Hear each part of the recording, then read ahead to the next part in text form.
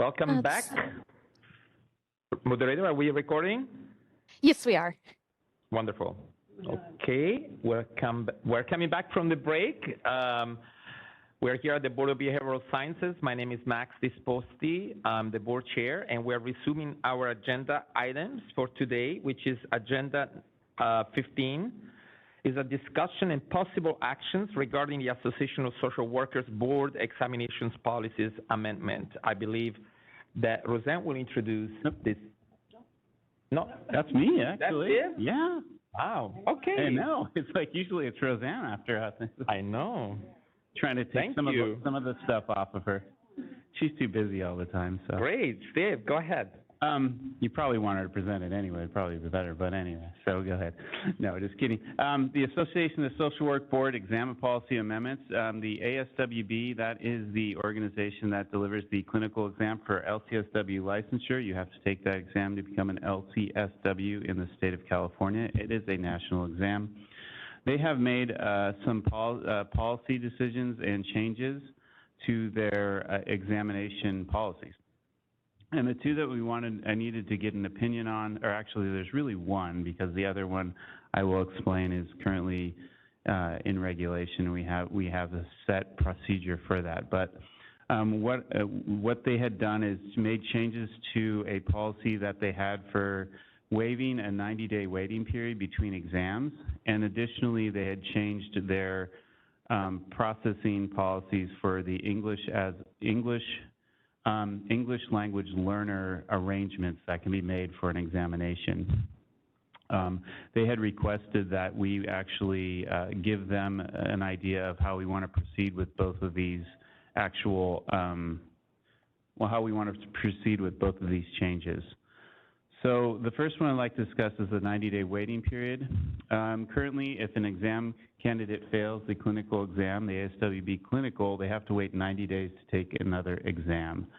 The reason why we have those 90-day waiting periods is to ensure that the examination candidate does not take the same exam that they did just complete. And before, I guess the policy was they actually had to show ASWB that they were in jeopardy of losing their job because of not being able to get passed through licensure. So they would have to confirm that. The policy now is making it a little bit easier to actually obtain the waiver. You don't really have to do that. You can just request the waiver to take it within 90 days. This was done, I mean, basically to kind of, it does expedite the process of getting through to licensure, which I think is good. And it will actually hopefully help to increase the licensing population out there, which we need. So I think it's a good thing. Currently, right now, how we don't participate in any waiver. So any exam candidate in California who fails the exam has to wait 90 days, and then they can actually schedule their exam after 90 days. And that has just been our policy. So what we're looking at how they have established it, I think it looks good. The one concern that we have to have is, or the one concern, like I said, is just that the candidate doesn't take the same exam. But the way that you get around that, not get around that, but the way you implement that where you can actually do the waiver is you have multiple exams actually ready to go. So that if they took exam A, then they take exam B this time. And this will offer the candidate 2 waivers per year. So they have the exam, what do you want to call it, inventory there available so they can actually perform this. So we really just wanted to get your thoughts on that, if that's something we wanted to proceed on doing. If so, it just requires some changes to how we process not applications, but just doing the eligibility transfers over to ASWB. But that it's not something that's very arduous for us to, I say that, I don't know if any exam staff are listening, but arduous to actually, do, so. Safely. Any questions from the board? Or comments, or? John Plebeck, LMFT. If this proves to be a workable process, is it something that can be then applied to other licenses? I mean, anything can be applied to, but the only problem we have is, I mean, that's something we could look at for the LMFT clinical exam.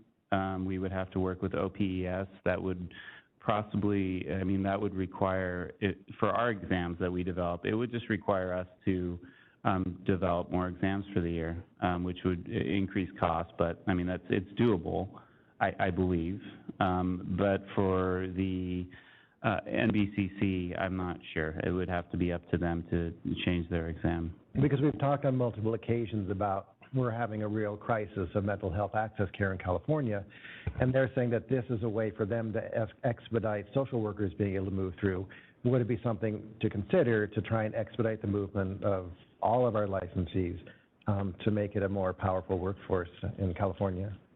I definitely think it is something to consider. And whether it will be interesting to see kind of like the pass rates and stuff on this too. Usually the second exam attempt, it has a lower pass rate. And so I don't know if, I mean, offering more exams, it does help to get that, you know, if that second chance is the one you get it on, it will help. So we can consider that and maybe bring that up in another meeting. The other thing, well, let me talk about the English as or there's another question first.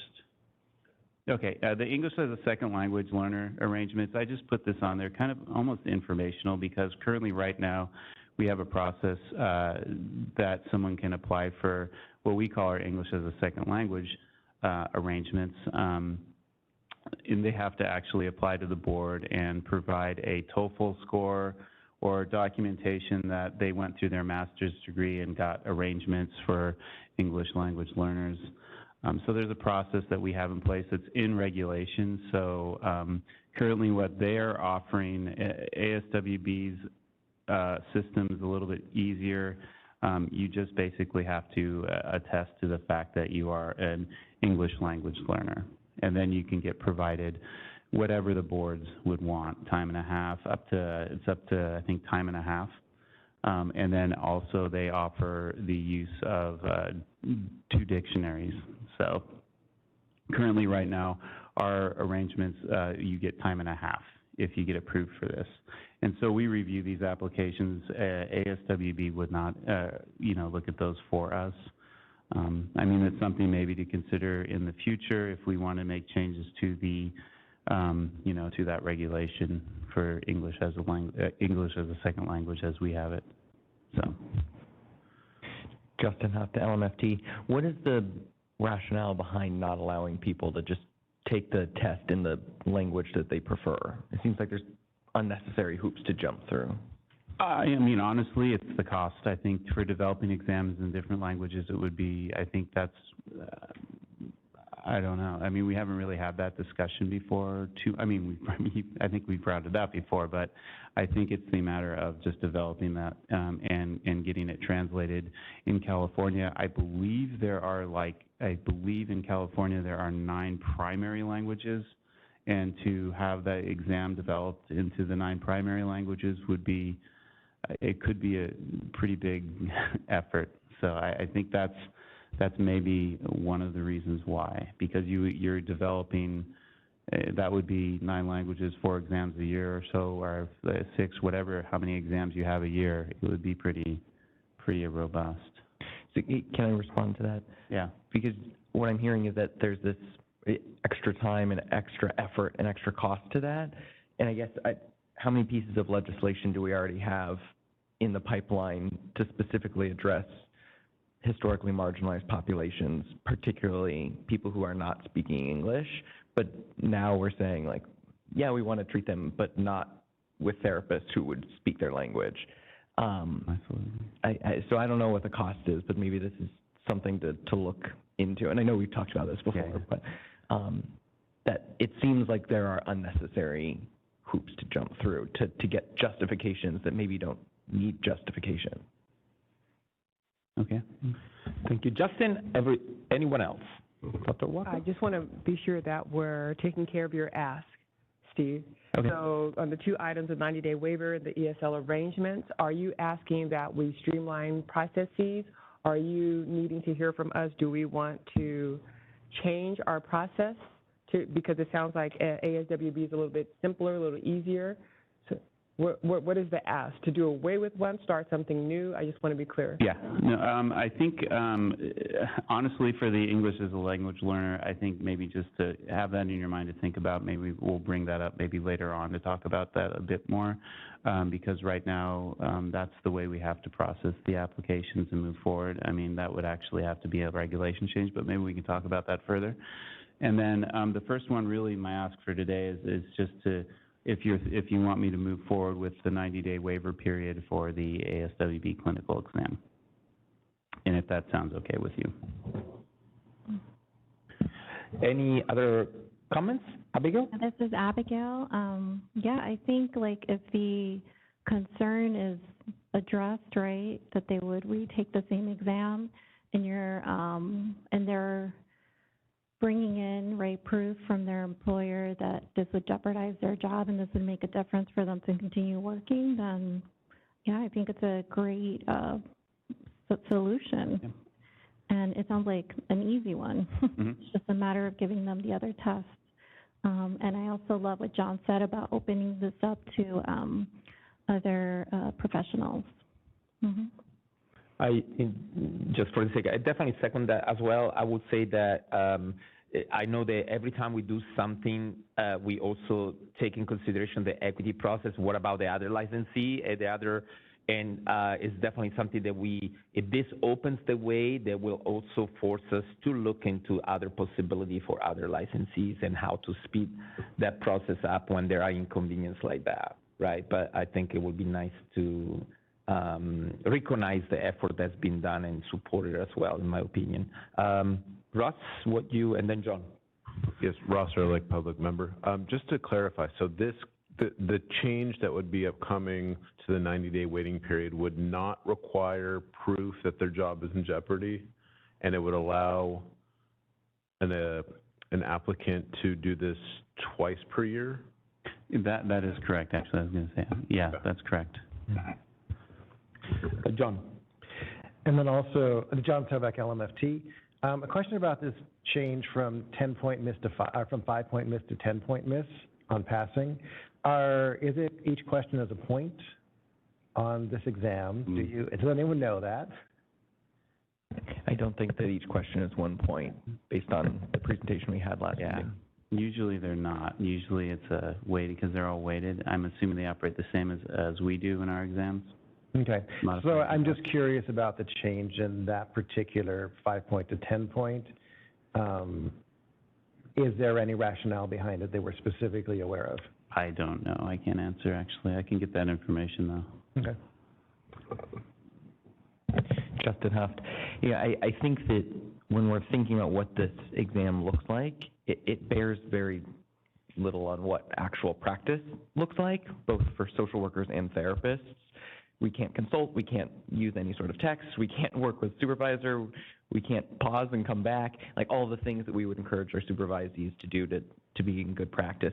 So I think that anything we can be doing to increase therapists getting into the profession, including reducing an exam wait period, I think we should be looking into. Especially if we are thinking about someone who's already licensed, is not a risk that we're taking for the public. Anyone else? Otherwise, I would like to hear from the public as well if there are any comments. We do. Can I jump in on that really quick? Sure, Kelly, I apologize. Yes, you can always do that, please. Sorry, I just wanted to mention one thing regarding the language issue and 90-day waiver. In border communities, like Imperial County and some of the other rural communities, one of the avenues in which LCSWs kind of enter the profession is through the Title IV-E program, which allows child welfare professionals to get their MSW. And it's funded through the federal government. Many of the people here in Imperial County and in some of the rural border communities really could benefit from that language exception. It would really help them. The 90-day waiver, I'm okay with it, but from the language perspective, I think a dictionary would really help as well. So that's just my thoughts on it. Maybe staff could do a little bit of research on it, but I'm kind of with Justin on this. Thank you, Kelly. Thanks again. So yes, we'll go back to the public. I know there are some comments. Rebecca? Good morning, Rebecca Gonzalez, National Association of Social Workers, California chapter. Yes, we agree that a 90-day waiver makes sense. We need to get more clinicians on board. With this shortage that we have been experiencing, it's even more important. We also look forward to a conversation about English as a second language and some modifications there. And then also when we get to the agenda items on suggestions for future agenda items, I want to revisit the racial disparities issue in the ASWB exam. Thank you. Thank you, Rebecca. Oh, Jennifer, I thought you were coming. Okay, then. Moderator, if we can open to the public via web so we can hear some comments if there are any. Thank you. This is the moderator, and at the direction of the board, I've opened up the Q&A feature for public comment. Members of the public on WebEx, if you would like to make a comment on this item, please click the Q&A icon located at the bottom right-hand corner of your WebEx screen, or use the raise hand function. I'll pause a moment to allow the public time to access that Q&A panel and submit their requests.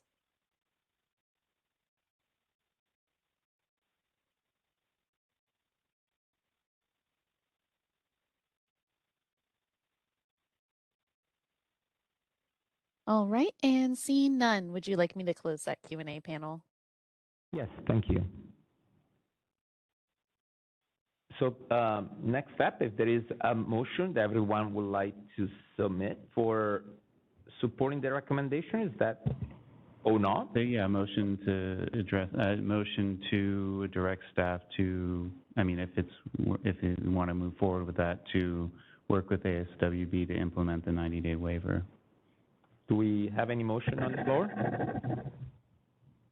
I motion to direct staff to pursue the recommended 90-day waiver removal. Perfect language. I would like to second that. Yeah, Annette Walker, public member, I'll second that. Dr. Walker will second that. Mm-hmm. Okay, we have a motion on the floor. Do we have any comments on the motion? Any comments, further comments from the public on the motion on the floor? And I believe I need to go back to the public on the web as well. Moderator, if you can please open to the public. Thank you. This is the moderator, and at the direction of the board, I've opened up the Q&A feature for public comment. Members of the public, if you would like to make a comment on this motion, please click the Q&A icon located at the bottom right-hand corner of your WebEx screen, or use the raise hand function. I'll pause a moment to allow them time to access the Q&A panel and submit their requests.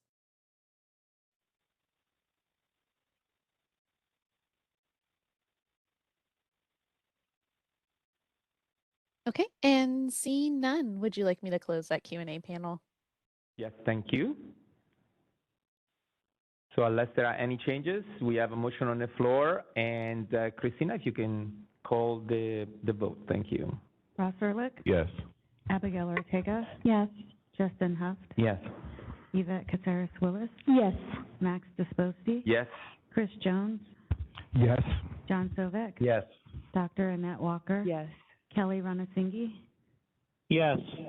The motion carries. Thank you, Christina. And I believe that will conclude, obviously, our agenda item. And we're moving to item 16 on the agenda. Is discussion and possible action regarding policy and advocacy committee recommendation, telehealth clarification for trainees practicum. And I know that Roseanne is in charge of this. Thank you, Roseanne. Thanks, Max. So yeah, this particular item is something that we discussed at the July Policy and Advocacy Committee meeting, and they decided to carry it through for board discussion. So the Telehealth Committee has been examining a potential clarification to the face-to-face practicum requirements in statute for MFT trainees and professional clinical counselor trainees. Before COVID, the law said that trainee practicum needed to be face-to-face. It didn't provide a definition, but everybody just sort of assumed that it meant in person. With COVID and the advent of video conferencing, it's been interpreted to mean that face-to-face refers to in-person experience or experience gained via two-way real-time video conferencing. So that's been the interpretation during the COVID state of emergency. So questions have been raised as if that face-to-face wording for the MFT and PCC trainee practicum needs to be clarified any further. So we've been having an in-depth discussion about that and kind of weighing some different options. The concern raised from some stakeholders was a question of, should there be a certain number of in-person hours required for a therapist?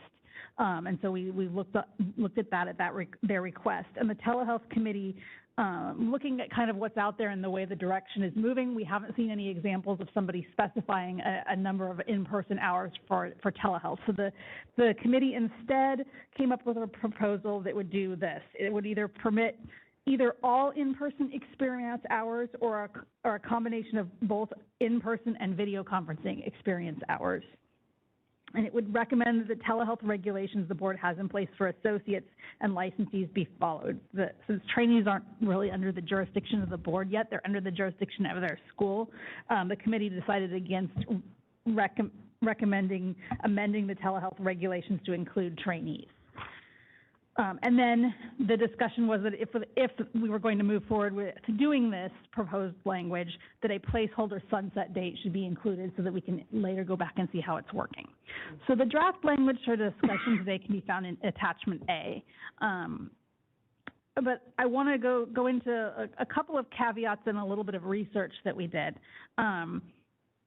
So for older, the law also addresses older degrees and has that same face-to-face practicum experience reference for degrees gained pre-2012.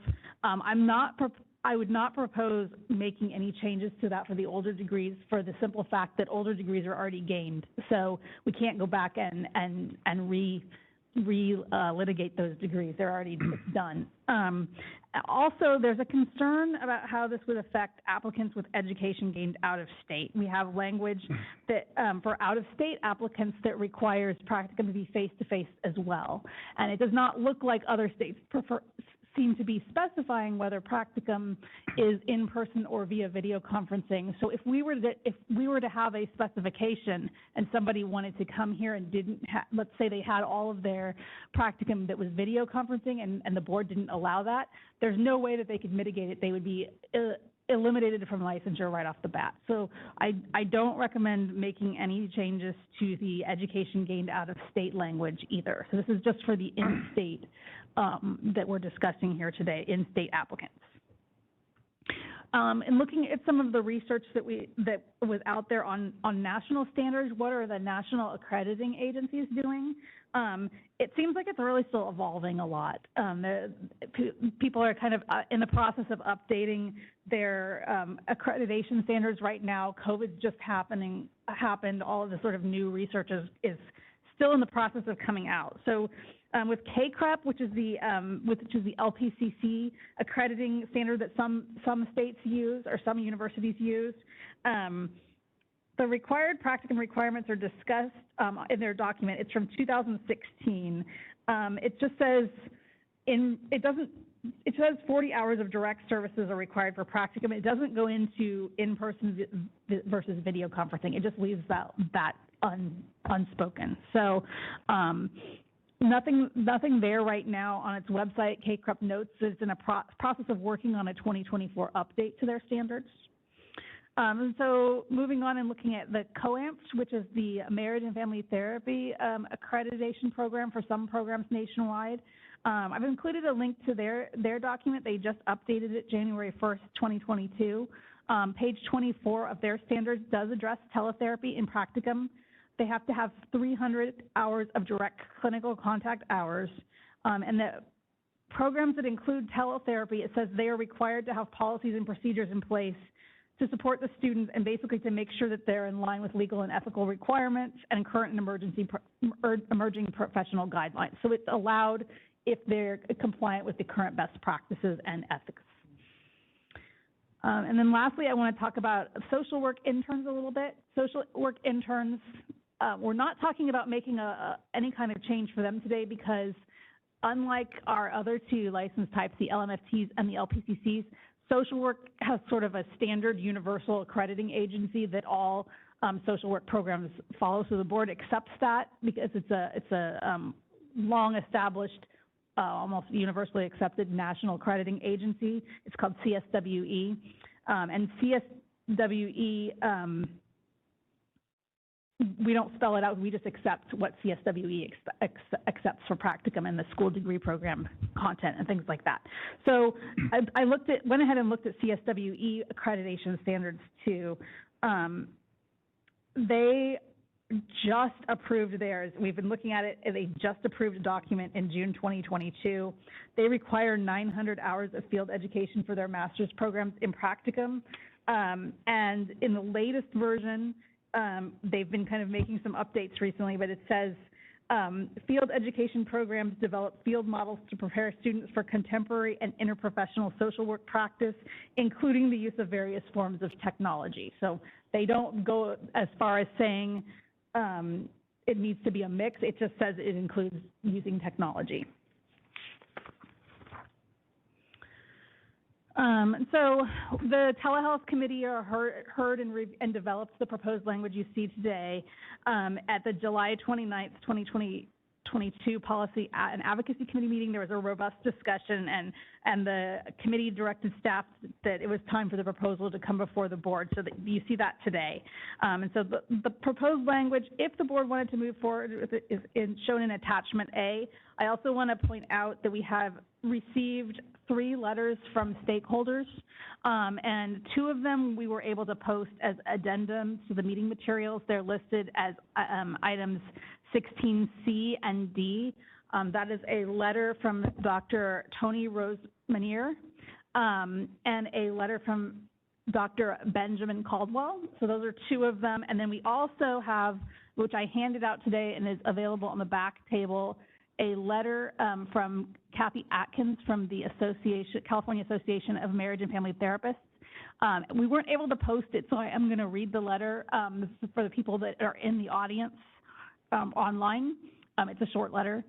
So the letter is dated August 8th, 2022. It says, Dear Chair Disposti and Executive Officer Sodergren, on behalf of the 34,000 members of California Association of Marriage and Family Therapists, we thank the board for their continued examination of the path to licensure for marriage and family therapists, including the necessity of in-person training to become a clinician. CAMP is also requesting the following at this time. Number 1, the BBS's review of CAMP's May 27, 2022 letter attached outlining our concerns about prematurely removing the requirement of in-person training for licensed clinicians. Item 2, that the BBS pause on introducing legislative language at this time on this specific issue. And number 3, in the alternative, continue its evaluation utilizing research, data, and additional supervisor school surveys to help assess the various aspects of this incredibly complicated issue. Thank you for your time and attention to this matter. Please do not hesitate to contact us to discuss this matter further. Sincerely, Catherine Atkins, Deputy Executive Director of CAMP. So I think that lays out pretty much everything. So I will now open it up for discussion. Thank you, Rosanna, as always, also for doing the research and the due diligence to looking into this issue beyond to what is presented to us. So thank you so much. Okay, the discussion is open. If there are any comments, suggestions, yes, Ross. Ross Ehrlich, public member. I was just wondering, can anyone, any practitioner on the board, tell me what the total amount of hours are in the practicum that's required for licensure? I can. It's, I believe it's 280 for LPCC, and for MFTs, off the top of my head, I think it's 225. It's like 175 hours of face-to-face, and then another 75 of either face-to-face or doing client-centered advocacy. Okay, so minimum of 100 face-to-face is currently? 175 for MFTs. It's a little bit, it's slightly different for LMFTs and LPCCs. But it's around, it's safe to say it's around 200 hours roughly for each.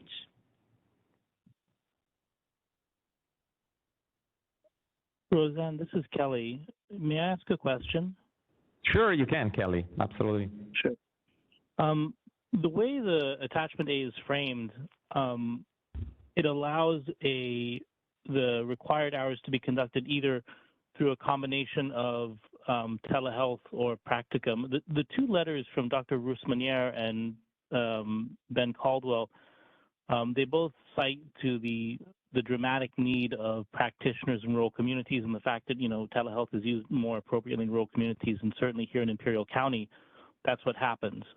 We don't have many psychiatrists, and in fact, the majority of our mental health is conducted through telehealth because of our remote nature. But the way attachment A is phrased, you could do 1 hour of a practicum and the rest of the hours completely as telehealth. Is that correct? That is correct. It was designed to leave some discretion to the supervisor. There is definitely, is a loophole that could be utilized, but on the request to include a certain number of hours of in-person, the committee wanted to stop short of doing that because there is no national standard. So that was the compromise that was sort of formed. Yeah. Now, CAMP, that organization feels that we should not eliminate the in-person practicum requirement. So really, there's a slight conflict between what CAMP says and what the two other practitioners say. They feel that telehealth that there actually is no research pointing to the fact that telehealth produces bad outcomes. That is correct, yes. Okay. Cool. Thank you. Thank you, Kelly. I would like to also, and this doesn't close the conversation and the discussion on the board, I would like to also invite our public members that are present here, since they are also participants in this conversation, and here we are. Good morning, Jennifer Alley with CAMP, the California Association of Marriage and Family Therapists. So CAMP believes that the recommendation from the Policy and Advocacy Committee altering the practicum requirements for MFTs lacks sufficient evidence and research.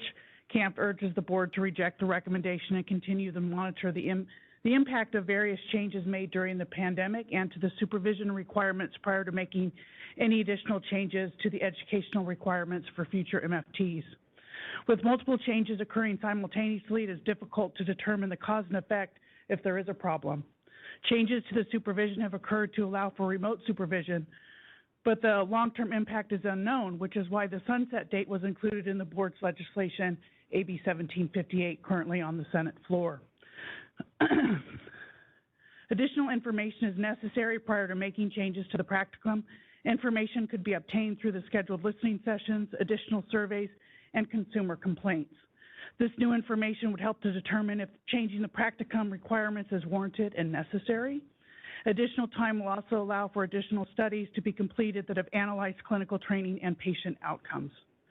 Until studies are completed, it is unclear what rationale is being used to change the practicum requirements that may result in insufficient in-person experience prior to becoming licensed. Currently, there are no studies regarding the removal of in-person care will have on the skill set of future clinicians. Lastly, the board also sponsored legislation to require training in telehealth to help ensure that clinicians are trained in telehealth. With this motion, is unclear how in-person experience will be guaranteed. CAMP respectfully requests the board reject this language changing the MFT practicum requirements at this time. Thank you. Thank you. Thank you, Jennifer. Ben Caldwell. Thank you. Ben Caldwell, LMFT. In response to Mr. Ranasingh's comments, it's interesting because CAMP and I think, come at this from a little bit of different philosophies, but we land at the same place, which is that the time is not right for this proposed legislation. And you're actually hearing a number of voices from different angles kind of arriving at that same conclusion. I and Dr. Rousmaniere drew attention to the existing and emerging science, suggesting that both trainees and clients are well served in fully telehealth practicum environments. Staff pointed out the misalignment between this proposal and professional accreditation standards and the potential problems this would create for those with out-of-state degrees. In your own 2021 survey of supervisors, a majority of supervisors said that telehealth experience among pre-licensees should not be capped at all. Now, I maintain an open mind, I think as we all should, when it comes to what further research may show us about the impact of the pandemic on therapist training and on the care provided by trainees. Rather than moving policy backward, let's take the time to better understand the full range of those impacts. As we learn more, this might be a very different discussion in a year. I respectfully request that the current legislative proposal, not be brought forward. Thank you. Any other comment from the public that is present? Like for due diligence, I would like to go outside. Yes, you. Absolutely, anytime. Go ahead. I have a question for Jennifer, if that's okay. Unless I'm looking at the wrong thing, I think there was a letter submitted that you wrote on behalf of CAMP a few months ago, strongly supporting this. No, CAMP has not been supportive of the changing the practicum at all. We were recommending consistently for the last year or so that a minimum be established, but we deferred to the board to determine what that minimum should be. Okay, thank you for that clarification.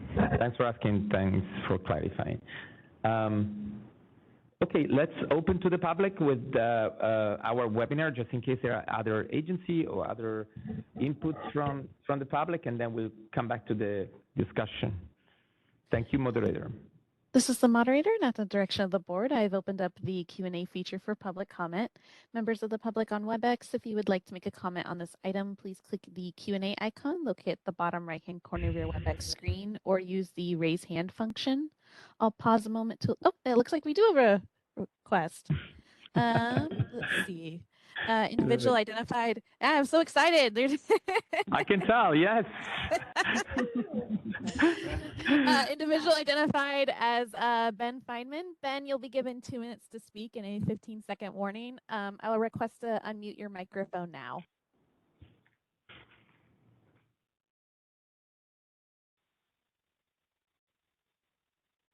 All right, and you were unmuted. Enthusiasm for my public comment. This is actually on behalf of Dr. Tony Rumanier, who had submitted the letter. This is an abbreviated version of what he had submitted.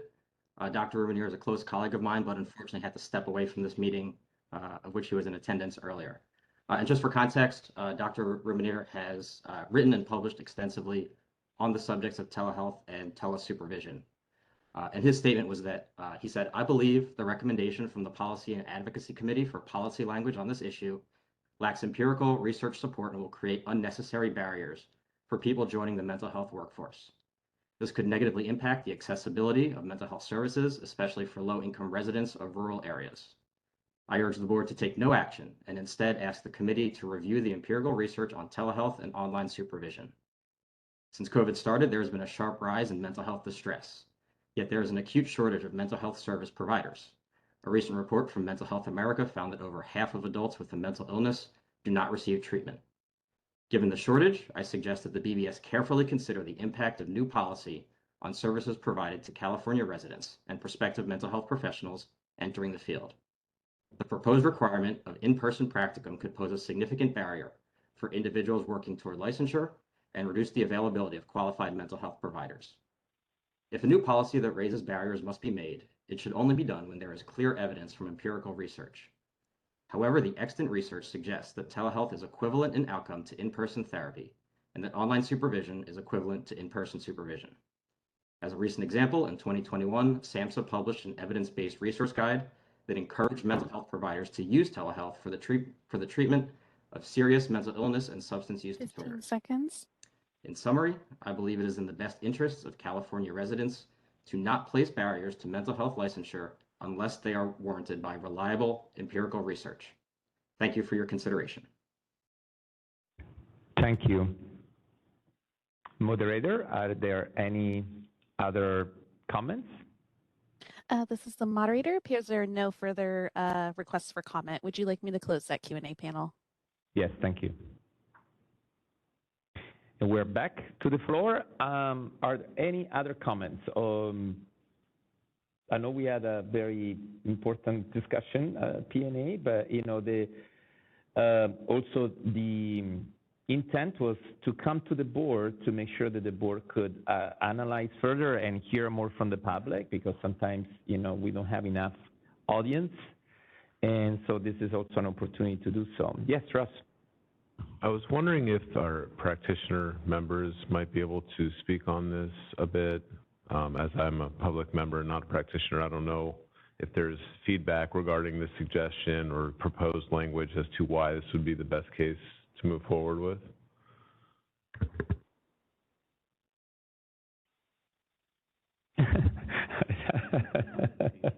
I'm not.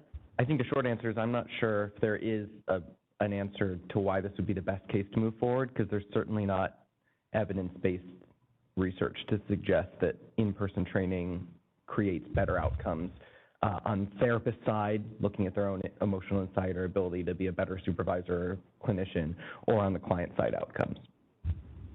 And this proposed language, just to be clear, would remove any sort of minimums and say that it could be 1 hour of in-person or all of them? That's correct, and the rest can be virtual? Yes, according to, Roseanne, go ahead. Yes, it's saying that we either could be all in person, or you could have all in person or 1 hour of in person and all virtual, but it was trying to establish a mix. And I think I will elaborate more and say, the committee was asked to see if there was a national standard or a direction that places were going in to recommend a number of hours. That was the request. We did look into that. We did not find one. So if the board does not feel comfortable with moving forward with the language today, that is okay. It's not going, the status quo has not been causing us any harm, and it appears that there is a lot of emerging research on this that will be coming out over the next few years, so we can continue to monitor it. And if we're hearing that the national standards are going in another direction or our concerns are arising, it is perfectly okay that we would definitely be in the position where we could take that up again. Right, and go ahead, Chris. Go ahead, you can finish your thought. No, go ahead. You're so nice. Right. So just to kind of, answer Ross's question, the telehealth has been around for a long time, but it really wasn't utilized very much prior to the pandemic. The pandemic created a situation where we needed to increase access. And it was like the floodgates were opened, and now there's almost like there's two camps of how it is that we are to best provide service to clients and how to train, emerging therapists. So there's like the old school people like myself that believe that face-to-face has a tremendous amount of benefit. And then we have, the newer generation coming up that have grown up on screens, and really that's the way that they communicate with one another. Video games, chatting, all of those things. So it's really more of a natural way for them to interact.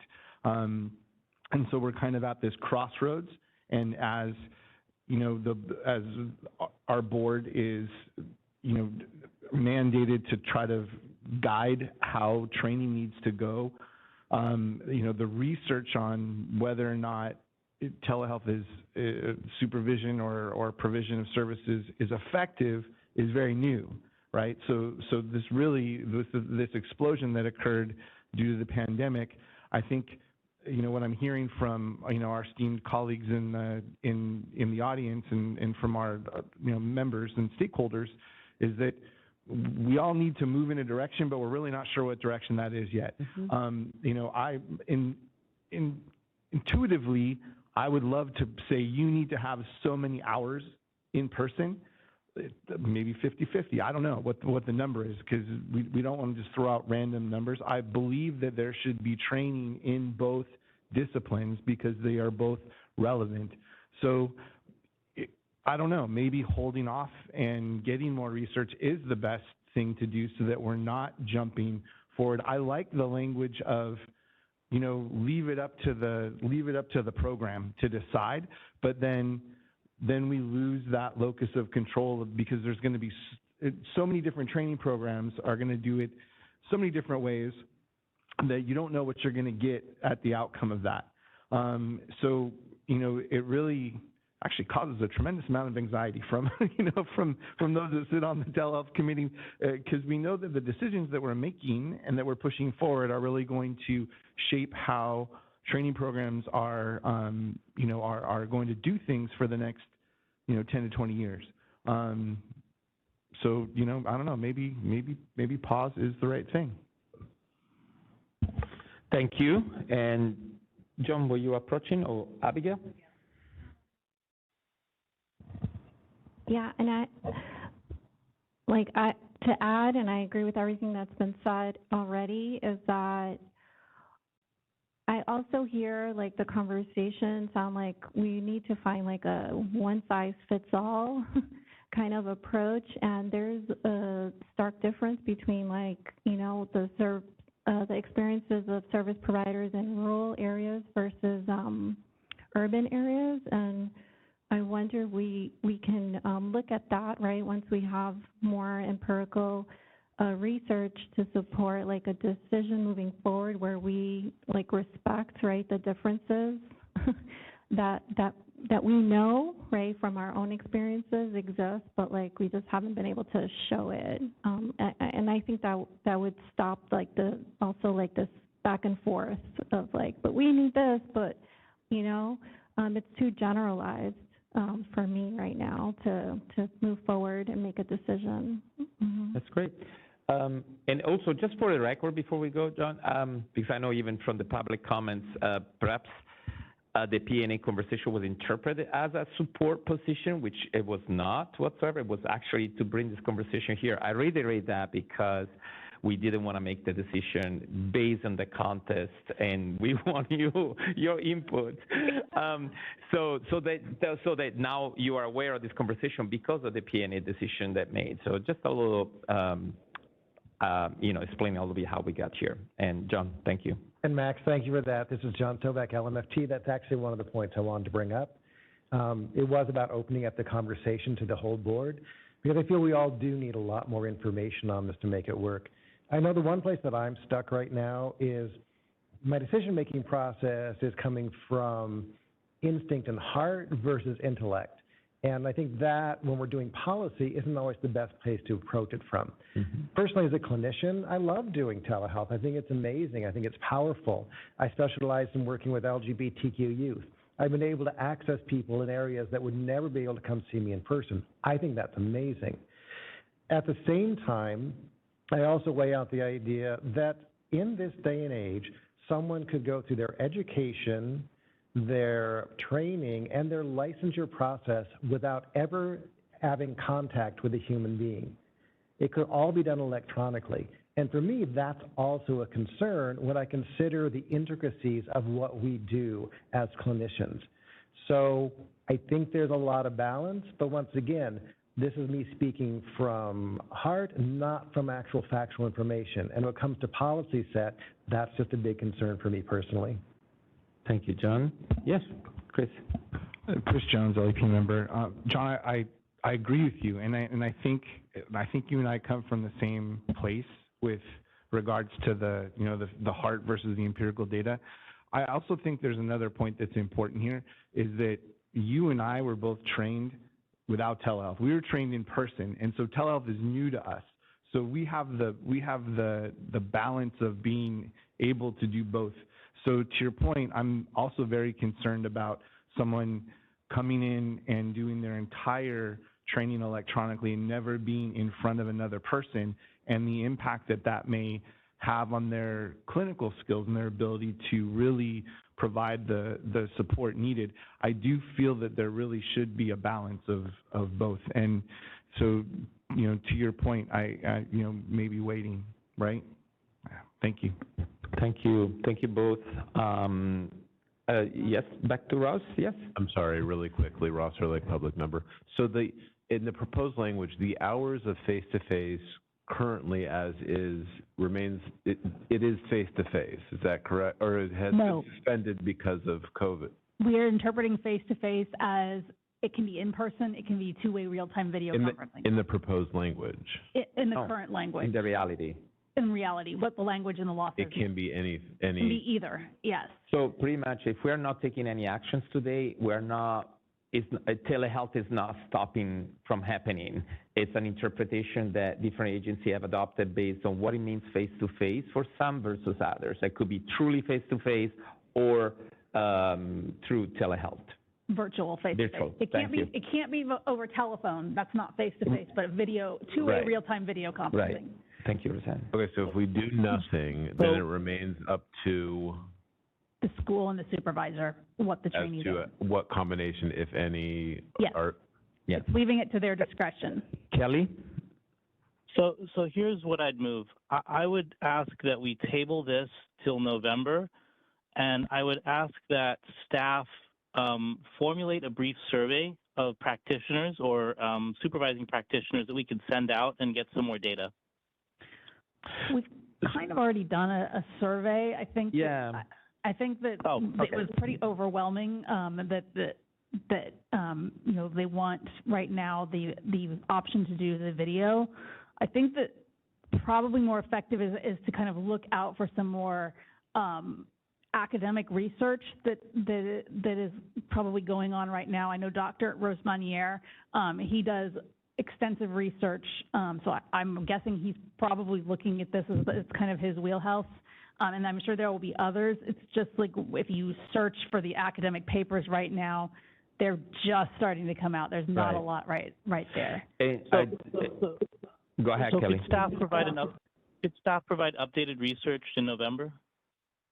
I don't know that there would really be enough research out. It's sort of still evolving, and so we've got some pretty recent research that we discussed at the Telehealth Committee from the past several months, but I don't know that a couple of months is going to make much of a difference in terms of a decision. And I wouldn't feel comfortable, Kelly, I'm sorry, to put almost what could be interpreted as a deadline for us to make a decision one way or another, which that also brings us back to where we are today, because that wouldn't change. Thank you, Kelly, and would just not taking the position we don't have to have a motion to decide on this. I don't think we need a motion. If the board was to decide to take no action, what would happen is we would continue monitoring. We still have the telehealth committee going. We would still monitor. The telehealth committee will go to work on other things, and then if this is the face-to-face, we're hearing concerns or hearing new research emerging or a new national standard, we would circle back and say, hey, now we have, this state or this accreditation agency, they just put a limit on this. Right. Do we want to look at this or not? We're going to continue to monitor it regardless. Wonderful. And I think also they not taking action speaks actually volume on the merit of the conversation. It's not just like, it doesn't say we don't care, it's the opposite. We care so much that this is not a black or white conversation or a generational one either, right? It has to do with data and that we still have to gather, but also the feedback from the audience. And the way it is right now is allowing people to operate in virtual and in-person practice. It's more permissive right now as the information evolves. I think it's more of an acknowledgement that we just haven't evolved to a national standard yet. It's too new. Right, correct. So unless there are motions on the floor or anyone would like to move a motion in one direction or another, the moving forward without taking action seems to be the place to go. So just reiterating, if that's okay with the rest of the board. Okay, then we are moving forward. Thank you so much for your contribution as well, for those that are here and on the web. We're moving on item number 16. Am I right? I'm losing track. Oh yeah, because 17 actually is not longer in the agenda item, correct? Yeah, that's correct. So we're moving to item 18, discussion and possible action regarding policy and advocacy committee recommendation, which has to do with the statutory changes to address the 6-year-old limit on experience hours and associate registrations. Roseanne. Yes. So we had this discussion, and again, it was another in-depth discussion, a great discussion at our Policy and Advocacy Committee meeting in July, and the committee, much like the other one, the committee wanted to have the full board discuss this issue. And so we are doing that today. So what the discussion revolves around is something in the law for our LCSW, LMFT, and LPCC statutes. They both set forward two different types of 6-year limits for registrations who are in the process of gaining their experience hours. The first thing is the age of experience hours. Hours of supervised experience need to be completed during the 6-year period prior to submitting the application for licensure. Once experience hours are 6 years old, based on when the submittal date of the application is, they expire and they don't count toward a license. So that doesn't mean that all hours become expired at one time. As each hour becomes 6 years old, it expires if the person does not enter the exam cycle. Once the applicant gains all 3,000 hours and obtains eligibility to take their clinical exam, the hours lock in place until the exam is passed and the person obtains licensure, as long as they continue to stay in the exam cycle and attempt the exam each year. So that's one 6-year rule. The other 6-year rule is a prohibition that, so basically an associate registration can be renewed 5 times. It's good for 6 years. At the end of 6 years, you need to get a new associate registration number, and that registration number is called a subsequent registration, and you cannot work in a private practice setting with a subsequent registration number. So those are the two 6-year limits. LEP law also has a 6-year limit, but LEP law is structured very differently. LEPs don't register as associates, so their required experience just needs to be obtained no more than 6 years prior to their application. So they have the age of the experience hours prohibition. What we think that this has been in place for many, many years. It appears that LMFT and LCSW programs are always limited the lengths of registrations, initially to 5 years, and it was increased in the 80s to 6 years.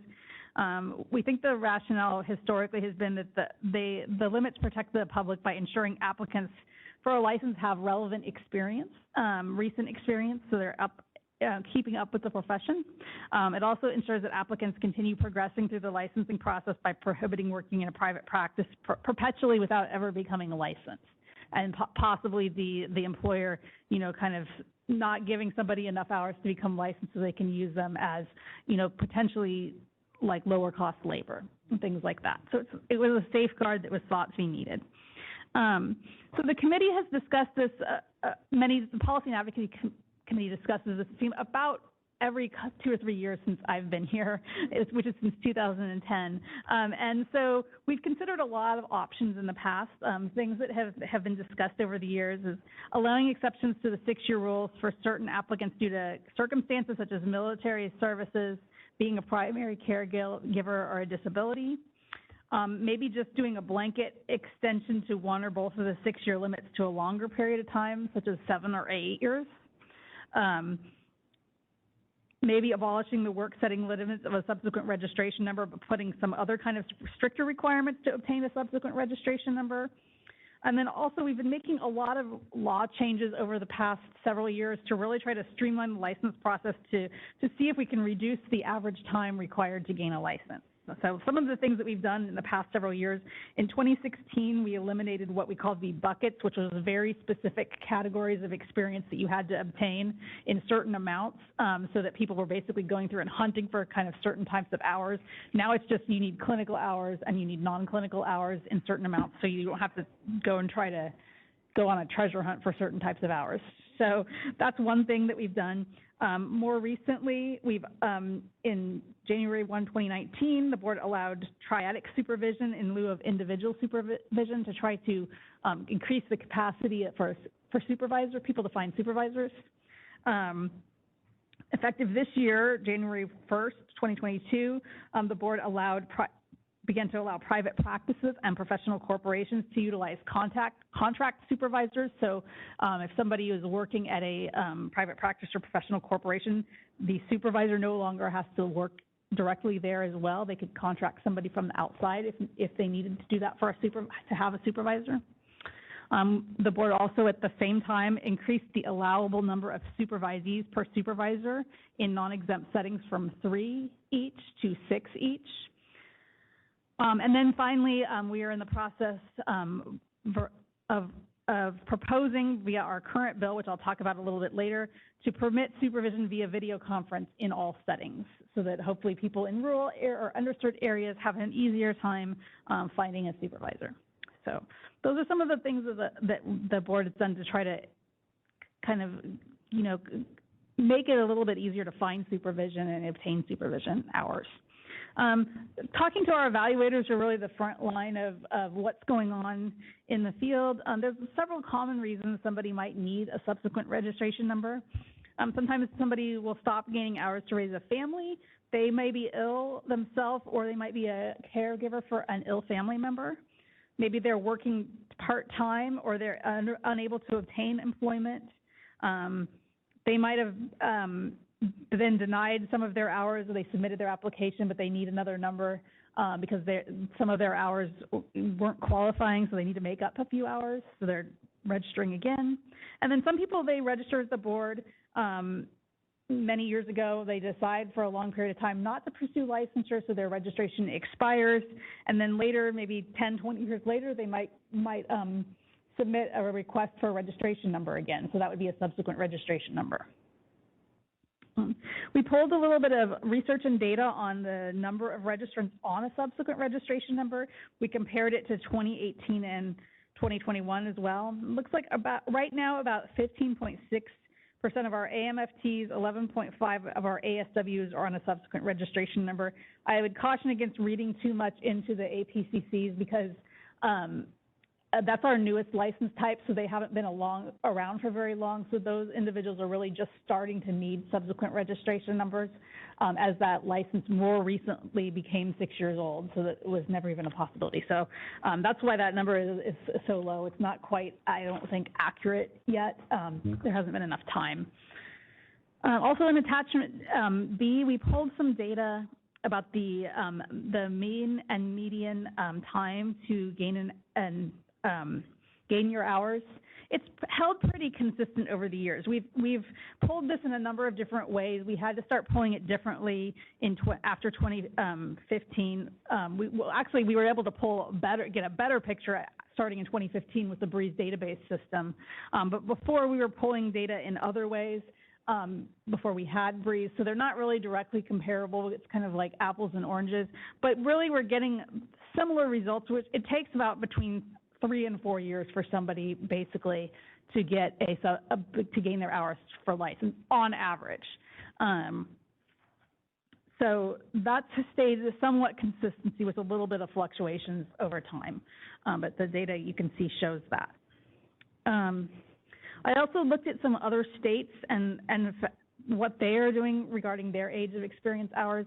A lot of states have a limit on the age of experience hours, and they tend to handle extensions on a case-by-case basis. I would caution you, though, that a lot of states are a lot smaller than California, so they have a lot less licensees as well. So in terms of items for discussion, there's 2 different discussion items for today. The first is the 6-year limit on the age of experience hours. There's several different options that the board can consider. You know, we can continue to monitor the situation. We can consider allowing documentation of receiving disability or FMLE leave to qualify for an extension. I would caution on that the importance of being fair and equitable across a wide variety of different situations is time and labor intensive.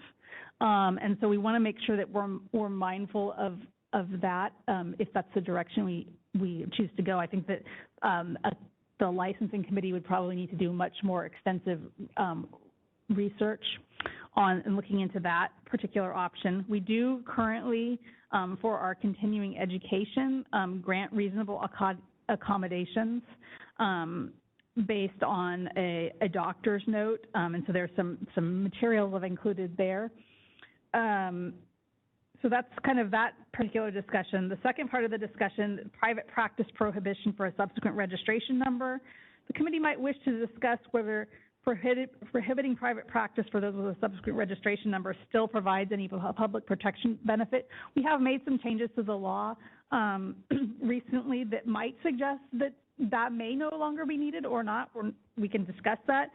We have strengthened our supervision regulations starting in 2022 to they're now designed to really, make sure that supervisors and their registrants are aware of their each individual responsibilities and sign that they acknowledge that and take some steps to make sure that the supervision is a higher quality. So that's now in place.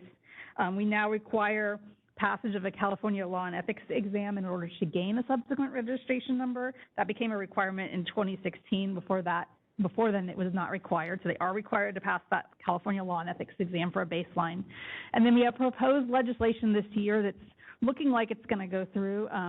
Our AB 1759 would require all registrants to take a 3-hour refresher course in California Law and Ethics each renewal cycle, basically to ensure that they stay current in the evolution of their profession and law and ethics. So. Should the committee wish to delete the private practice restriction for subsequent registration numbers, that's shown in Attachment D. The P&A committee did not recommend one way or the other. We just decided to roll it forward for discussion at the board. So that's what we're here to do today, and I'll open it up for you to discuss. Thank you, Roseanne. Any comments from the board? Any requests? Before we share what went into the P&A, I really would like to hear your feedback because we don't want to condition the conversation, for lack of a better word. But yes, Ross. Can I ask the maybe the practitioners here or somebody throw under the bus, Dave? What's the rationale behind this private practice restriction for the subsequent registrants? Or subsequent, why make that restriction? Oh, the 6 years, you mean? Well, Roseanne, you want me to take it? Okay. Yeah, go. So it's kind of, from looking at what, we don't have the exact legislation from a long time ago when it ran to know the exact rationale. What we think it is a couple of things. It's to keep people moving through the licensure process rather than becoming a career associate. And not progressing it. It frees up supervisors, it frees up supervision slots. It kind of, the thought was, kind of to prevent associate mills where somebody's, employing a lot of associates for a lower wage than employing licensees and just never, those people never moving on, possible some exploitation issues that could arise, things like that. And if I may add, also there is an educational component to it. So it's like the permanent state of being a limbo, and, it doesn't procure any good outcomes. And it could be a lot of exploitation of resources, but also outdated education, because within 10 years or 15 or whatever the limit could be, you create a lot of new, upcoming policy, and there is a constant learning process still anyway, but all the licensing have a limit. And if I recall, Roseanne, also in comparing other states, the California one seems to be quite a generous one, right? Compares in terms of the length of time. A lot of states have about 5 years as common. It's kind of all over the place. Some is 3, some is 5, some is 6, some is 10, but it tends to 5 kind of anecdotally seems to sort of be the standard, and most of them, the hours start to expire after. I don't see a lot of prohibitions on some states just outright prohibit private practice at all for associates, but more generally the law just tends to be silent on it. That's great. Okay, any other questions or comments from the board? Unless some are licensing. Okay, from comments from the public, the members of the public, they are here. Thank you. Hello again, Jennifer Alley with CAMP. We don't support the subsequent registration number for associates. a lot for the reasons of historically of why that rule exists. There are some real concerns about, you know, a private practice employer kind of preventing their associate from getting their required hours and kind of keeping them as an associate. And then just kind of outside of this discussion in the board's realm, but, you know, insurance companies do reimburse for associate services under a licensed individual. And so there really is an economic benefit for a licensed person in private practice to have associates under them. So the exploitation of associates, if I could speak this morning, is a real concern for us. And we also think that people should be moving through the license process. We want to make sure that there's you know, a wide range of supervision available, and so you do lock that supervisor up, for example. And there's no continuing education requirements for clinical for associates to get new clinical hours like there are for other licensed professionals that have CEs, both in L&E and clinical practice moving forward. And so you could have somebody not getting any new clinical education for 6, 8, 10, 12 years, and that's a really long time. And I would hope that there would be new theories and practices that could help improve their delivery to their patients. So thank you. Thank you, Jennifer. Rebecca Gonzalez. Rebecca Gonzalez, NASW, California. I think another reason that subsequent registration number for private practices was put into law is that private practices are more isolated than perhaps an agency. And also we have the belief that it's inappropriate to be practicing unlicensed for so long. So we also oppose that change. Thank you. Thank you. Ben. Ben Caldwell, licensed marriage and family therapist. In committee, stakeholders consistently, as you're hearing here, voiced support for specific ways that associates could stop the clock on the 6-year rule rather than eliminating the private practice restriction on subsequent registrations. Eliminating that private practice restriction does nothing to resolve many of the reasons listed for why people don't complete their hours within that 6-year window. That being said, the solutions here are not mutually exclusive. If it is the consensus of the board to eliminate the private practice restriction on subsequent registrations, so be it. But I hope the board will also pursue legislation allowing individuals with a documented illness, disability, deployment, or caregiving responsibility to stop the clock on a temporary basis, as this seems likely to do much more to solve the problem and get people through to licensure than simply lifting that private practice restriction.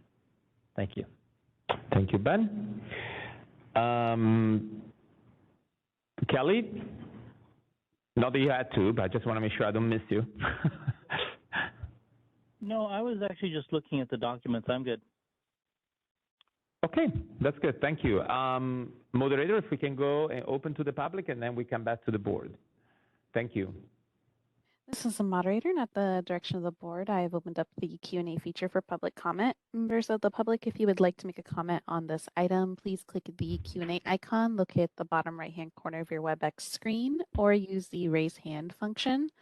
I'll go ahead and pause a moment to allow the public time to access that Q&A panel and submit their requests.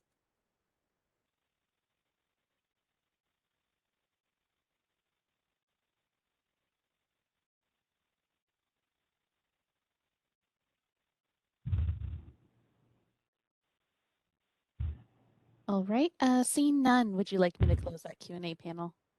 Yes, thank you. So here we are. John Savek. So I wanted to take a moment and also listen from our stakeholders, because I think there's so much cool information that comes in that direction. For me personally, looking at the idea of people who may be pursuing their licensure in private practice, there's also a lot of marketing and business status that comes with that as well, too. And in building a private practice, it's a really challenging process. And I think working with someone and saying, okay, after 6 years, you can no longer participate in that private practice model does a disservice to people who may be pursuing that as where their business model is going. For me, I wonder if this idea of associate mills is more of a supervision problem than it is a restriction on the associates problem.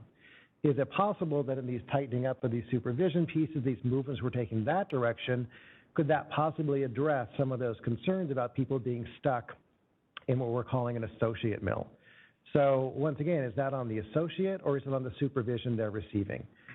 So I actually would like the idea of lifting that restriction, because what if in their 7th year, someone is suddenly able to go through their process, then carry their clients with them, start a powerful private practice, and find that direction for themselves. The other thing too that I think is interesting too in finding the way to let people apply for an exception for a waiver is we do have a working model, and that's in the CE side. Is it possible we can look at how best to develop that CE waiver model to bring it into this conversation? We've already got something that's working and apparently working really well, and that staff is able to address that on a regular, ongoing basis. So is the conversation that model? How do we bring that forward? So those are just some of my thoughts on this. Thank you, John. Perhaps it's something that came out of the PNA as well, just for those of us that are not clinicians but public members. Sometimes even the concept of the 6 years rule, for lack of a better word, it's like all of a sudden after 6 years you lose all your perhaps accumulated 3,000 hours, which is not the case. You lose the 6 hours accumulated.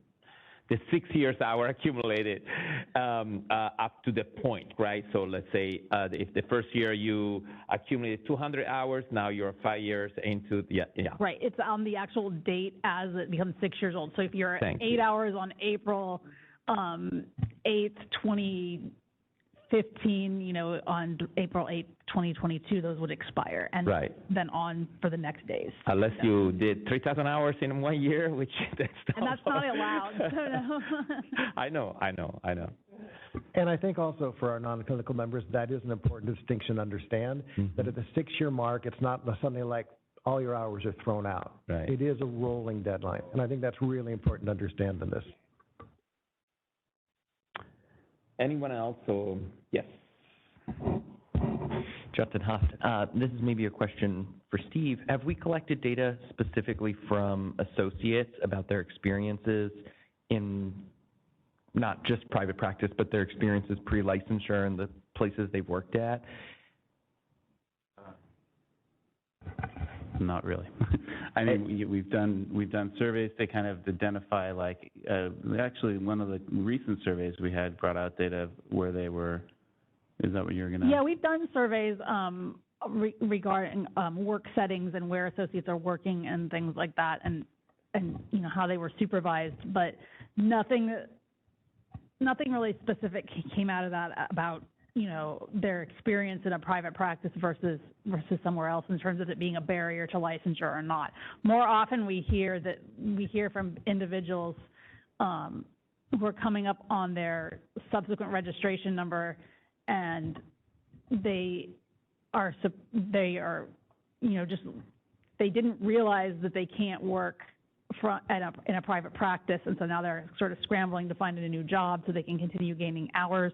That happens a lot. Or we also hear a lot from somebody who maybe like in the early 2000s, they got a registration number, life happened, they decided not to. Well, now they want another registration number, which is just fine and great. You can have it, but you can't work in a private practice. So all of that, they can still work in a non-exempt setting that's not defined as a private practice, but that closes some extra doors to them if they're already having a hard time trying to find hours. So those are the kind of the two that we really hear about. So I would be really interested in some qualitative data on their experiences. And to respond to John's comment, and I'm not sure if the public members are aware, you're not required to be paid in some of these positions. And so when I talk to supervisees and associates, this comes up a lot in their feedback, is that they've been in places where they're either underpaid severely or just not paid at all, or they're given a stipend, essentially. You're making less than minimum wage. So when we're talking about exploitation, I think that that's a huge concern, and the idea of these associate mills and these career associates, I think, is a huge concern. So while I'm strongly in favor of lifting, any barriers we can, I think that this economic exploitation is of utmost priority to address. So, okay. Max. Yes, John, I was actually thinking about that. So if someone's in private practice, they are a W-2 employee. So they do have certain protections under that.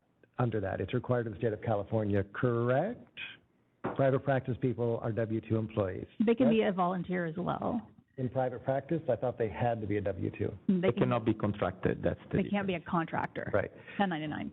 The higher levels of exploitation that I have heard from my associates and supervisors in the past has actually been in the nonprofit sector, where productivity numbers are through the roof. They're required to see a huge number of clients and then do their paperwork on their own time sometimes.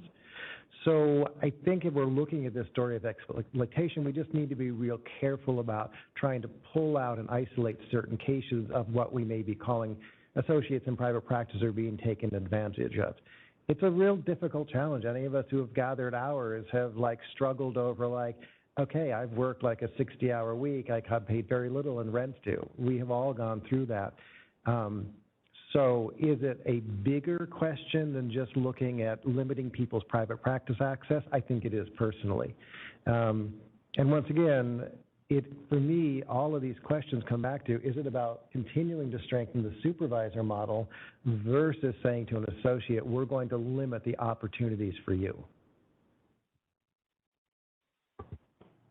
Very complex. I will invite also to look into, not that anyone has done this so far, but even possible assumptions about dynamics of exploitations in some environments versus others, because maybe because I'm biased, but in running a nonprofit, I see how nonprofits actually are serving a needs in places where nobody wants to go or be, and they are not properly funded to do that work. A lot of people want to work in that environment, and they deserve to be paid, but there is really lack of funding and support from state, county, and so forth. So there is a lot of other dynamics where nonprofits are not deliberately not wanted to pay, but it's a dynamics of challenge or availability and support resources as well. So obviously, just a note that we have to be careful about any possible generalizations, which is true for private practice, like you brought it up, but also for the public. Any other comments, observations? I know that, Roseanne, in this case, the options of the board, speaking about actions or no actions, what if you can walk us through all of it, that would be great. So there's a few different options. The board could decide to move forward with the proposed language. It doesn't sound like there's support, and there's probably even opposition, potentially strong opposition from the stakeholders on that. There's the option to, continue watching this and seeing if some of the, the supervision via video conferencing brings those times down a little bit. We could take this back, the accommodation part. We could take back to the licensing committee and maybe see if there's a way that we could do a very simple, maybe 1-year extension, sort of blanket for anybody that requests it. I would strongly and we'd have to really hammer out details, so I would strongly caution against having it be too detailed, because it just gets exponentially. I can tell you that Psych Board handles on a case-by-case basis, and they only have 24,000 licensees, and they get about 10 of these that the board has to make a decision on per meeting. So our board with 130,000, it's probably not a workload that can be done on a case-by-case basis. If you have staff doing it, if you have multiple staff making kind of subjective determinations, that can lead to equity issues on looking at different hardships as well.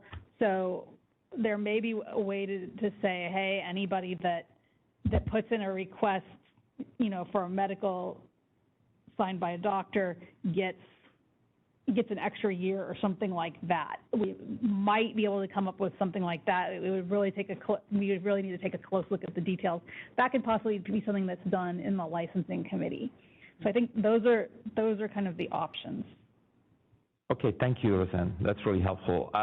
Unless there are any motions moving forward in one way or the other, for anyone that hasn't spoke so far, if you wish to do so, but it looks like there is a lot of work here. Perhaps the idea of watching and see how the conversation move forward could be the best one, representing also our sentiment here and the feedback we receive from the public. Are there any objections to that? Okay. So, Rosanna, I think that will allow us to move forward. So there is no action taken from the board. Watch and monitor the situation. Yes. Okay, great. Thank you. And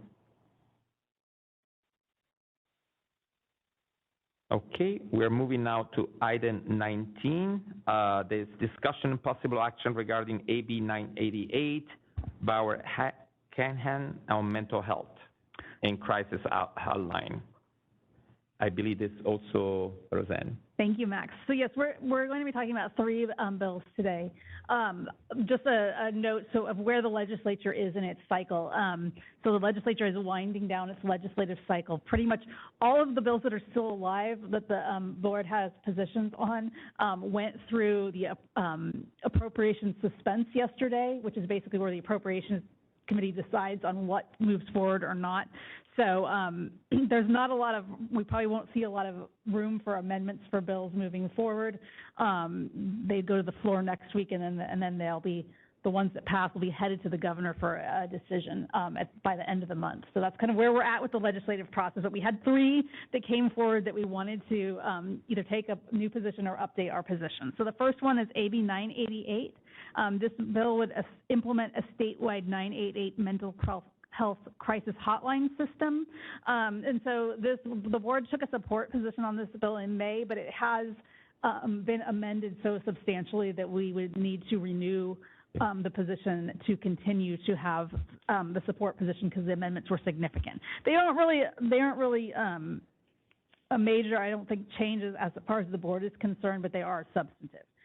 So the federal law has already recently established a 988 number as the universal telephone number for the National Suicide Prevention and Mental Health Crisis Hotline that began to roll out this past July. And so this bill makes some other changes and provides some funding and infrastructure to support that system and try to get it so that it's working the best that it can and is kind of uniform across the state. So it basically involves two state agencies, the Office of Emergency Services to kind of deal with the technology stuff that goes with operating the 911 and 988 hotlines. That's kind of their area of expertise.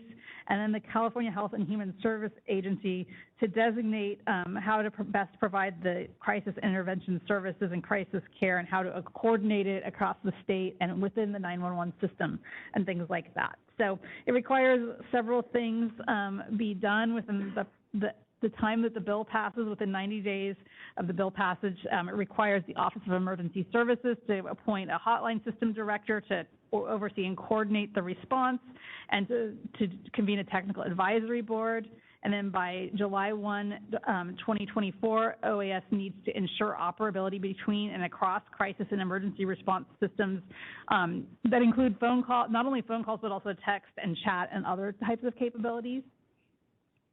And then also on the California Health and Human Services side, within 90 days of the passage of the bill, they are required to appoint a director to do the oversight and convene a policy group. And then by December 31st, 2023, the Health and Human Services needs to have a 5-year implementation plan for the system that addresses things like access to crisis counselors, operation of mobile crisis teams, how to govern the system, and how to have standards of care at the call centers and things like that. So those two agencies are kind of working in tandem to make this work the best it can. And then another major feature of this bill is by January 1, 2023, it creates a monthly surcharge for 988, much like there is already a phone bill surcharge for 911, so that this program, right now it only has temporary funding, it would allow it to have ongoing funding. So that's another big piece of this bill. So the author's office states that that they are looking for sustained funding for the crisis centers, and they're looking for coordinated implementation and long-term planning. So that's really what the gist of what the bill is trying to achieve here. And so, like I said, the board at its May meeting had a support position on the bill. Now it just looks a little different, so we're bringing it back to the board to see if they want to reaffirm the support position. Thank you. Thank you, Roseanne. It has changed a lot since the first time we saw the bill. There's definitely a different one almost. But any comments from the board? Or considerations or questions or clarification? It seems that most of the funding is, most of the funding changes are affecting different agencies. So I would move that we renew support in the 988 bill. You will move to do what? Sorry. Kelly, go ahead. I would move that we renew our support in the amended 988 bill. Okay, thank you. Thanks for clarifying that. Justin Huff, I second. Justin Huff is seconding. Any other comments from we have a motion on the floor, and any other comments? Otherwise, we can open to the public. Members of the public, if there are any comments on this bill. Thank you.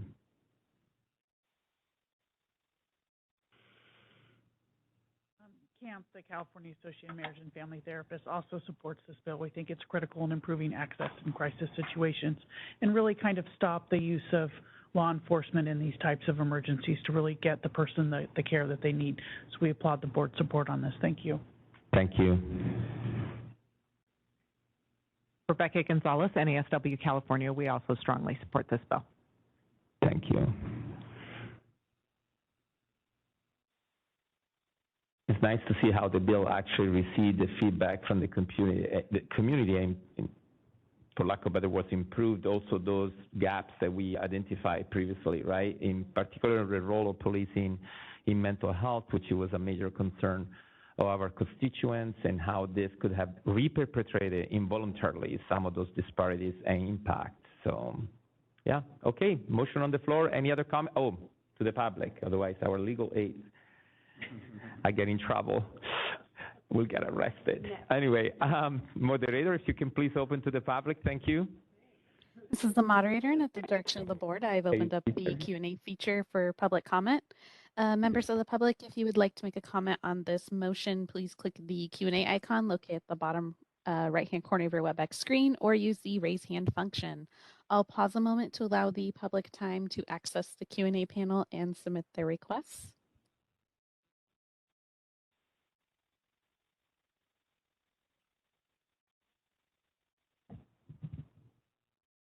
Okay, seeing none, would you like me to close that Q&A panel? Yes, thank you. Back to the floor. We have a motion. Unless there are any other comments or clarifications or positions, I will ask for Christina to call the vote. Thank you. Yes. Abigail Ortega. Justin Huff. Yes. Yvette Caceres-Willis. Yes. Max Disposti. Yes. Chris Jones. Yes. John Sovek. Yes. Dr. Annette Walker. Yes. Kelly Ronasinghe. Yes. Motion carries. Thank you, Christina. So considering the time, it's right now noon, 12:10. Mm-hmm.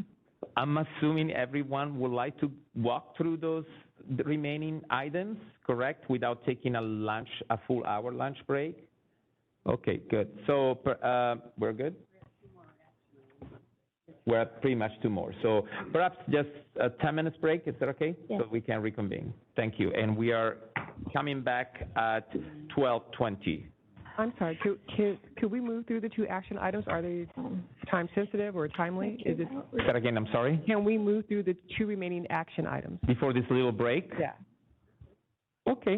Is it time consuming? Because then it shifts.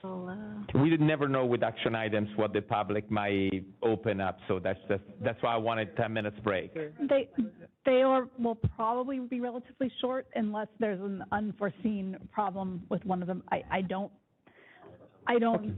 see anything like that happening, but I can't 100% Right. I'm asking though for 10 minutes break, not for 10 hours. So if we can. Well, just for full transparency, I want to make sure that I'm taking care of the action items because I'm leaving earlier. Oh, okay. Thank you for I spoke to that. the executive director about this. I just want to make sure that I'm, being responsible. Oh, wonderful. No, that's definitely an important item to be. So, at what time are you planning to leave? Around 12:30. Okay, then let's move forward. Yeah. I appreciate it. No, thank you. Thanks for saying that because that was okay. So we're moving forward to item 20. Thank you, Steve. Discussion and possible action regarding SB 923, Assemblymember Winner, gender affirming care. Roseanne? Yeah, SB 923 is a new bill we decided to bring to the attention of the board. The subject is gender affirming care, and it takes a number of steps to provide a model for trans-inclusive care, including requiring health plan staff who are in direct contact with enrollees to complete evidence-based cultural competency training for the purpose of providing trans-inclusive health care. So according to the author, the people that are the first point of contact for the patients, the health plans, they would be receiving this care.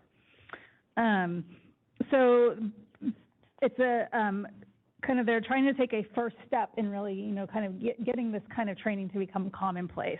So by what they're proposing is by January 1, 2024, a healthcare service plan or insurer that issues, sells, or renews or offers healthcare service contracts or insurance policies or a Medi-Cal managed plan would need to require all of its staff who are in direct contact with enrollees in delivering care or enrollee services to complete evidence-based cultural competency training regarding providing trans-inclusive health care for individuals identifying as transgender, gender diverse, or intersex.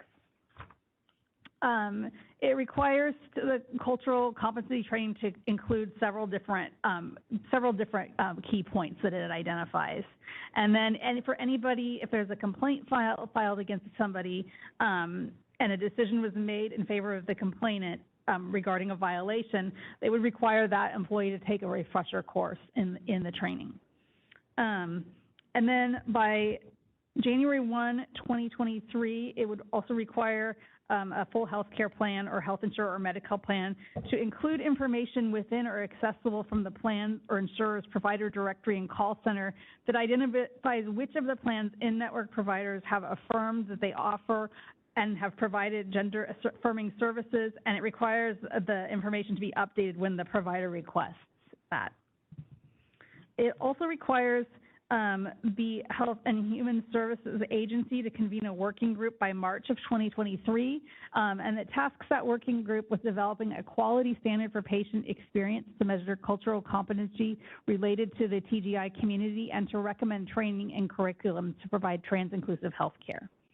And then also another thing that does kind of aside from this board is it amends the medical, for medical doctors under medical board, their continuing medical education courses. They would, it would add a cultural competency standard for physicians and services to address TGI inclusiveness. And so with that, I'll open it up for discussion. Thank you, Roseanne. Any comments from the member, our board member, John Sovek? John Sovek, LMFT.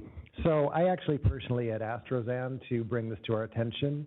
I think it's a really important bill for our trans, non-binary, intersex community in the state of California. As a member of the queer community myself, I've experienced discrimination from medical providers, not being able to address who I am and the life that I lead in an affirming way.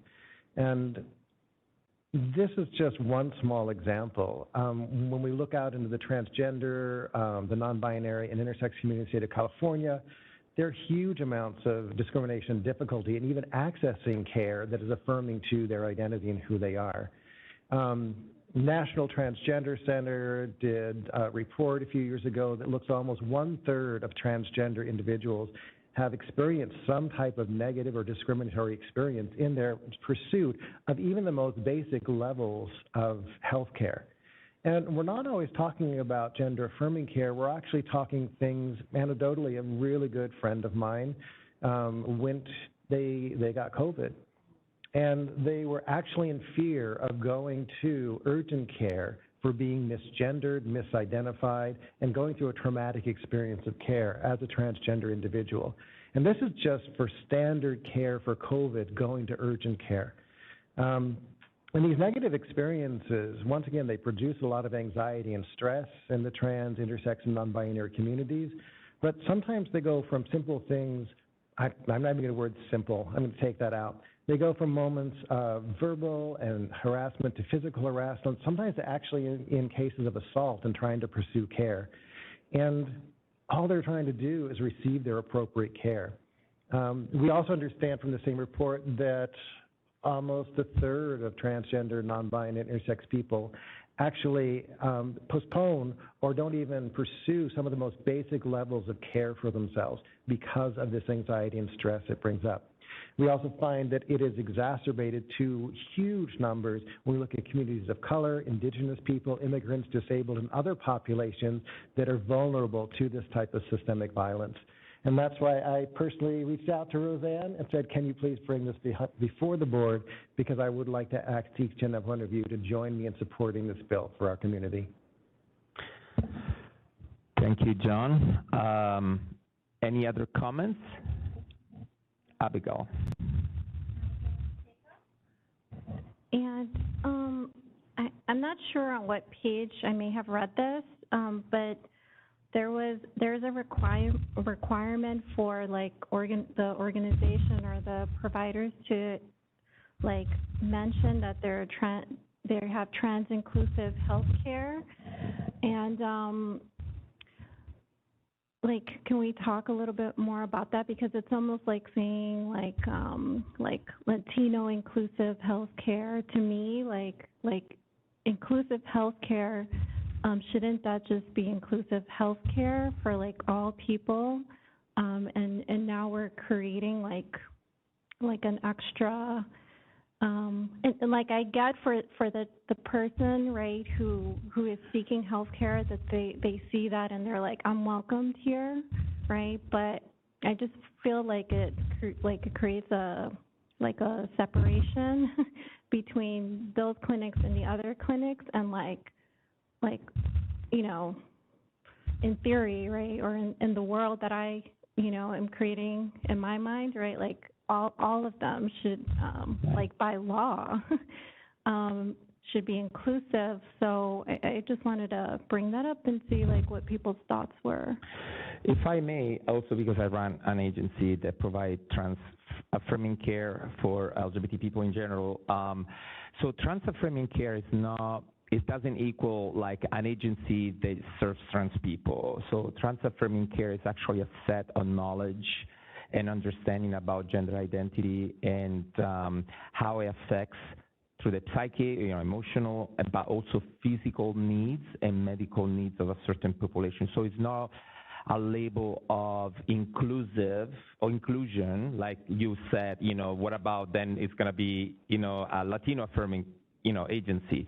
It's because affirming care is a set of medical journey and understanding about how you treat and support the journey of transgender or non-binary people, for instance. So it requires training and education, and so it's not just an attitude, but also a trauma-informed set of approaches that allows you not to involuntarily create barriers, right? Sometimes we don't know what we don't know, and we might create barriers for that. So that's why actually I really appreciate your question, because it gave us the opportunity to really distinguish what is just a possible inclusive label of inclusivity versus a set of clinical steps that you're taking in order to support. I hope that answer your... Yeah, so I'm hearing like having specific clinics have that as part of like, you know, like they're on their website or right wherever, that perhaps it should say like trans affirming, like as a specialization, because in the document it says trans inclusive. So is there a difference? Well, because then if you go specializations, it might unleash or trigger the need of a special license to treat people, which is not the case. That's not what this bill does, or a particular certification beyond the training. So the carefulness of the language was brought to make sure that we're not requiring an additional license or registrations of some sort by its specializations. So perhaps that language was more inclusive of that without triggering other dynamics or requirements, for lack of better words.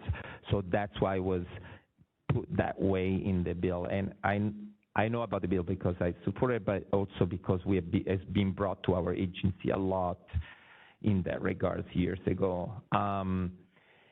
So this is not forcing agency that they don't want to serve LGBT people because they don't feel adequate to do that. It doesn't force them to do so, but at the same time clarifies the fact that you can't not self-identify. A lot of agencies say we're inclusive to all, but then in reality they are not. In reality they are not because they don't have trans therapists. They don't have transgender member of the community, transgender, non-binary as clinicians, for instance, which creates a major barrier. That's another conversation by not having them or creating an environment that supports that work right environment as well for people to apply. So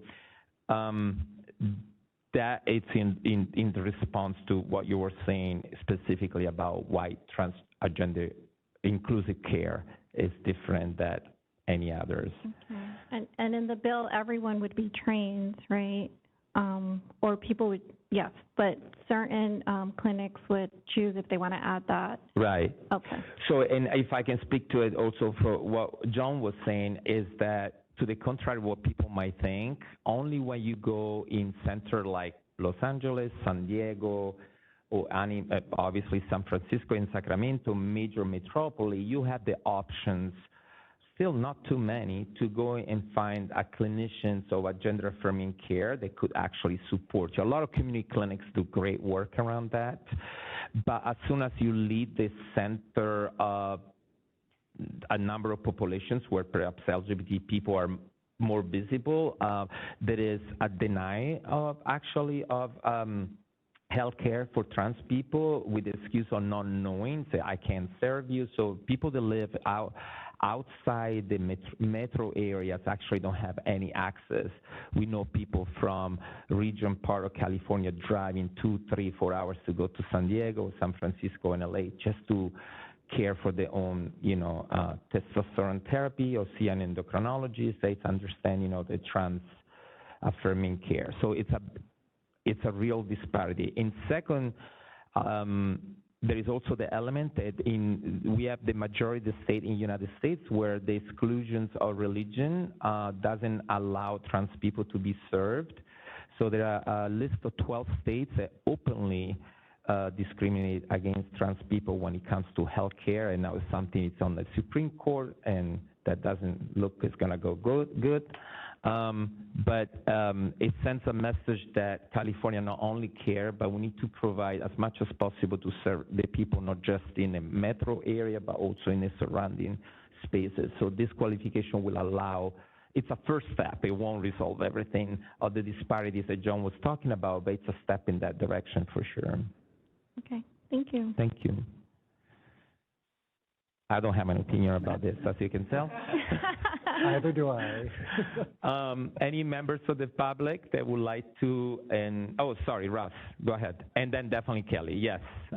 So I just want to be clear that this bill does not create or really increase the level of gender affirming care. It provides for the continuing education to include this, as well as help with purposes of like health plans and health care to help clarify that, include that, make it easier to access, right? It doesn't actually include what you were saying, other places outside of metropolis, major cities. It doesn't increase the number of providers that are. I can't speak to that, but it might as a side effect, because there are a lot of agencies that truly want to be in the, lack of a better word, business of doing this work, but they don't know how to go about. So actually could increase the agency they're actually dedicating that. Just for example, in the agency that we're running, there are a ton of number of clinicians that want to do internships and work for us because they get a specialty kind of training they can't find anywhere else, right? So a lot of agencies reach out to us for trainings, and so they are able to serve in places that are removed from the city. So it might as well have this effect. So we just haven't measured yet. Kelly, sorry. So here in Imperial County, we have the only LGBT resource center in nearly 130 miles. And, to confirm what Max said, we sometimes have people drive 2 hours, 3 hours, all the way from Mexicali to San Diego just to get gender-affirming care. That's in summer, that's 2 to 3 hours in 120-degree heat going across the mountains. This is so important. The rates of adolescents who identify as trans can range from 35 to 50%. We classify in our child welfare department almost every child who's identified as trans as high risk because of the high rates of suicide.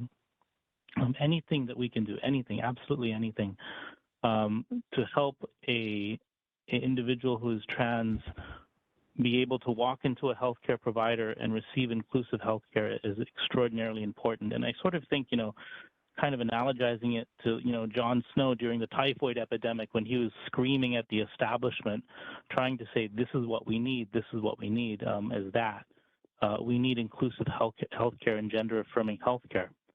So I will let John make the motion, but definitely I support it. Thank you, Kelly. So now we can move to the members of the public and come back to the board if there are any other comments. Thank you. Rebecca Gonzalez.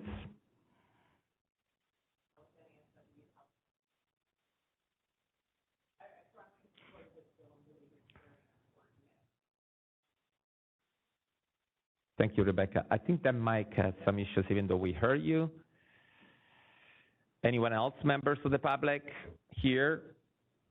Okay, moderator, if you can please open to we have a motion on the floor, a first and a second. Do we have a second? Oh. I'm making the motion, you're making the second. Oh, okay. Thank you, yes. So we have a motion. You made a motion. No, we have not yet. Oh, we have not yet. Okay, so I would be honored as a member of the queer community to make this nomination. Motion. Motion. I'd like to move in support of this bill. Thank you, John, and I would like to second that. I do that so that now that we go with a motion for the public, we have a commentary on the motion. Moderator, if you can please help us to open to the public. This is the moderator, and at the direction of the board, I've opened up the Q&A feature for public comment. Members of the public, if you would like to provide a comment on this item, please click the Q&A icon located at the bottom right-hand corner of your WebEx screen or use the raise hand function. I'll go ahead and pause a moment to allow the public time to access the Q&A panel and submit their requests.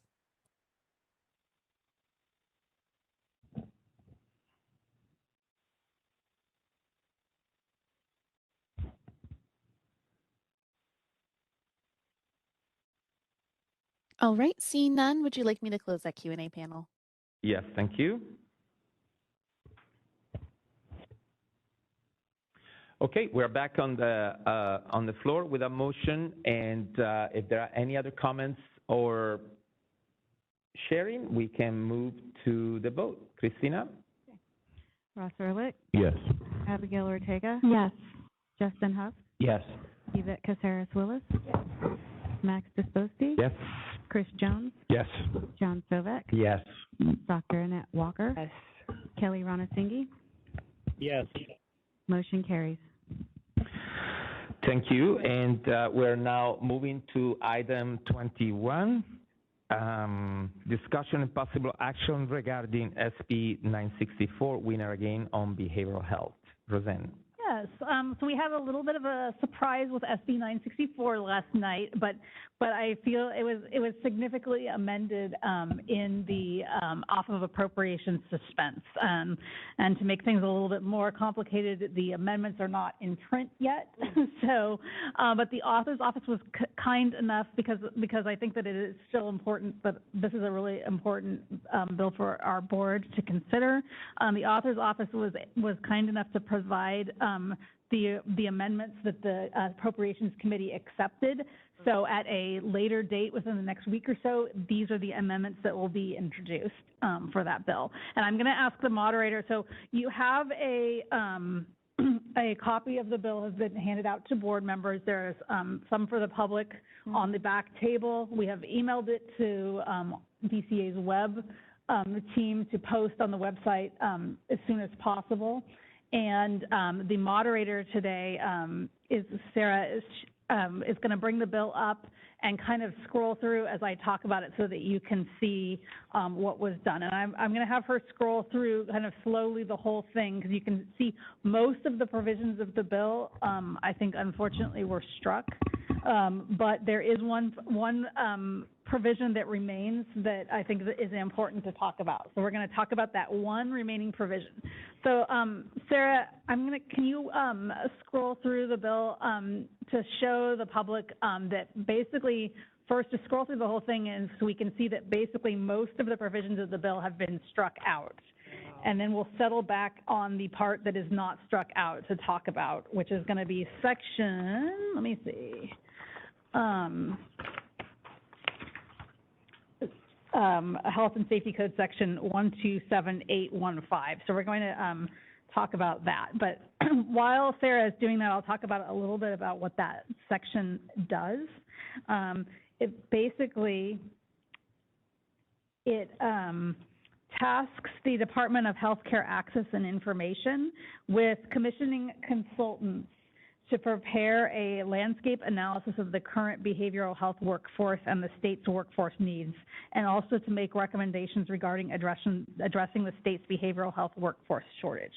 So that part is basically unchanged, and it was discussed in my analysis, so I'm going to talk about that.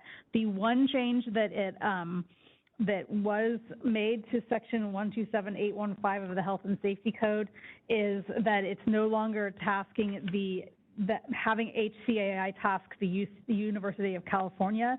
It's just now they're going to commission consultants. They don't necessarily have to be from University of California. So that was the one change, is the consultants got a little bit more broader about where they can come from. But basically, the bill wants HCII to gather some landscape analysis information and make some recommendations about the workforce shortage and convene a stakeholder group to draft a report in discussing what the findings are. So the report is due by January 1, 2024, and it needs to include certain things. An analysis of the public, private, and nonprofit behavioral health labor market, including employment status, reimbursement rates, workforce turnover and exit, and how to maintain a stable and experienced workforce statewide and in all of the state's geographic areas. An analysis that includes both licensed and non-licensed behavioral health workers, and they list in the bill what some of the licensed and non-licensed are, and it includes the board's licensed marriage and family therapists, licensed professional clinical counselors, and licensed clinical social workers. They want a demographic analysis of the workforce, including information on race, ethnicity, sexual orientation, gender identity, age, and geographic location, languages spoken, disability status, things like that.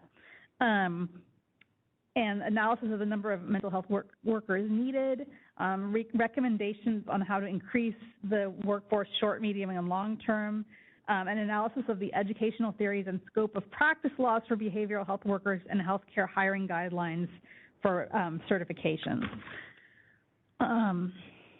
So an analysis of the various licensing requirements for these professionals, including out-of-state application requirements and clinical training, and to compare them across states, and then the requirements for renewing an expired license. So that is the remaining provision of the bill. I think it's a little disappointing that some of the other stuff that was kind of exciting got cut. I think that piece is still really important, and I think I'm just conjecturing, but I think that the reason that appropriations amended this is because it was a big fiscal ask, so they probably did not have the funding. So that's why. So the data collection component, though, is still there. So I'll open it up for the discussion. The motion for this is going to be a little weird. I'm going to have Sabina. So I think that, Sabina, the motion would be whatever position the board decides to take on this bill, it would be on the Legislative Council draft dated 7/21/22. That position would be once the bill becomes in print. Correct. Okay. With that, I'll open it up for discussion. Wonderful. Thank you. Dr. Walker, I see you. Yeah, not to move things along hurriedly, but I want to make the motion to accept it as it was just specified. To support it. Wonderful. So we have a motion of support, and our legal counsel will articulate that soon, or would you like to share it now? Correct. Remember, our version we're looking at is a 7/21/22. I would add 3:08 p.m. version, the upper right-hand corner of the first page, just in case. Okay, I would motion that my motion. So moved. Include that information. Perfect. That's to support. Thank you. Since we have a motion, in case there is a second, and then we can open the discussion. Justin Hafte, second. Justin Hafte, second in the motion. Any discussion on the board? Oh, yes. Sorry, Chris Jones. Hi, Chris Jones, LEP member. I want to get a clarifying question. If I'm looking at this correctly, this entire bill has just now turned into an analysis and research about what California needs? Yes. Okay, so other than everything else is gone? Everything else is gone, yes. Okay. Thank you. Fresh new perspective, indeed.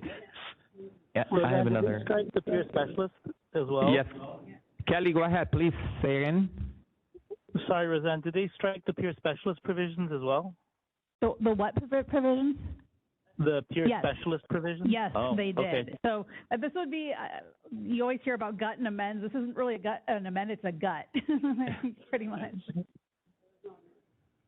Okay, so members of the public, Justin. I just have a quick question. Right now, I know we don't collect demographic information. We're also not allowed to collect demographic information, so this would be the only way that we can get any sort of demographic analysis for our behavioral health. We are allowed to, recently we became allowed to ask it on our license renewals, but it's voluntary. It's not required. So this is actually, they would actually go out and hire consultants to try to gather the information professionally, rather than kind of anecdotal, what we get voluntarily back. So it should be more of like an academic study, although okay. If this is allowing a demographic analysis of what stakeholders look like, will that also then allow us to collect that information on licensing exams?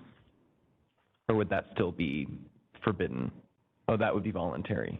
It would, and anything that we tie, right now, anything that we tie to collect from any of our licensees, based on them being able to move forward and renewing or on a cycle, has to be voluntary.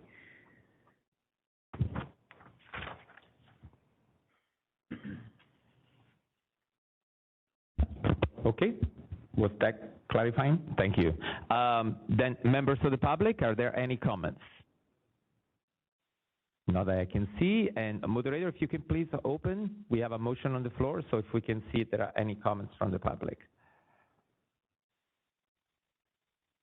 This is the moderator, and at the direction of the board, I've opened up the Q&A feature for public comment.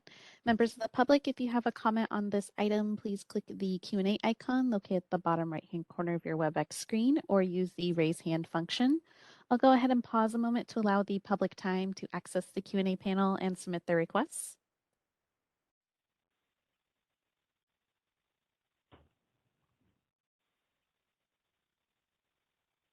All right, and seeing none, would you like me to close that Q&A panel?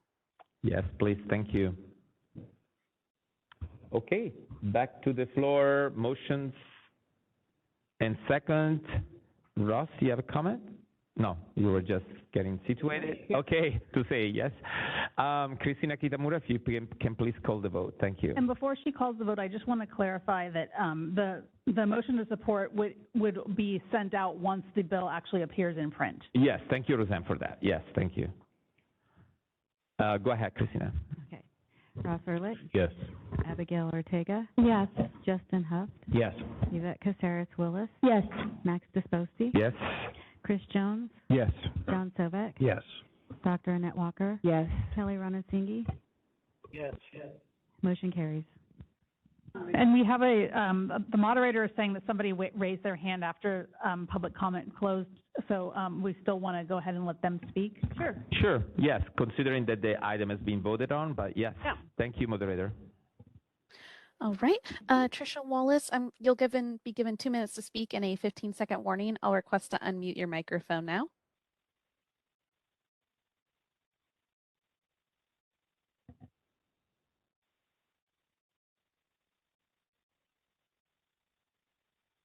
And Ms. Wallace, you'll want to click the unmute me button when the prompt appears on your device. I'm going to request to unmute one more time.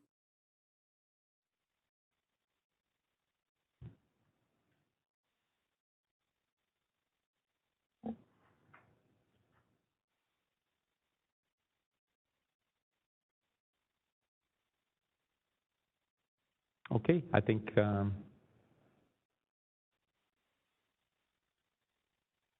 unfortunately, it doesn't look like she is unmuting or is unable to unmute. okay.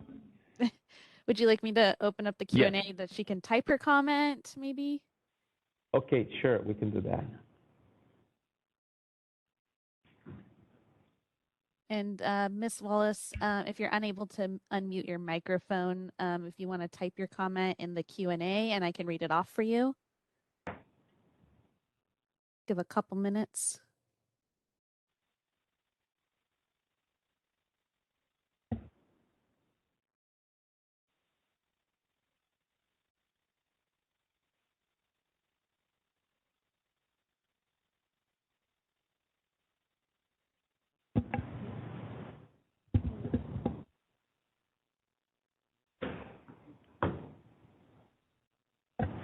Okay. Yeah, if a comment appears to be breathing, then maybe we can wait. Otherwise, we can move on, moderator. I don't know your call. Thank you. Thank you so much. I know that Dr. Walker just left us, so we still have a quorum, but I would suggest 10 minutes break before we continue for a little break. Yes. For the rest of the update. Thank you. So it's right now 12:43. We're reconvening at 12:53 sharp. Thank you.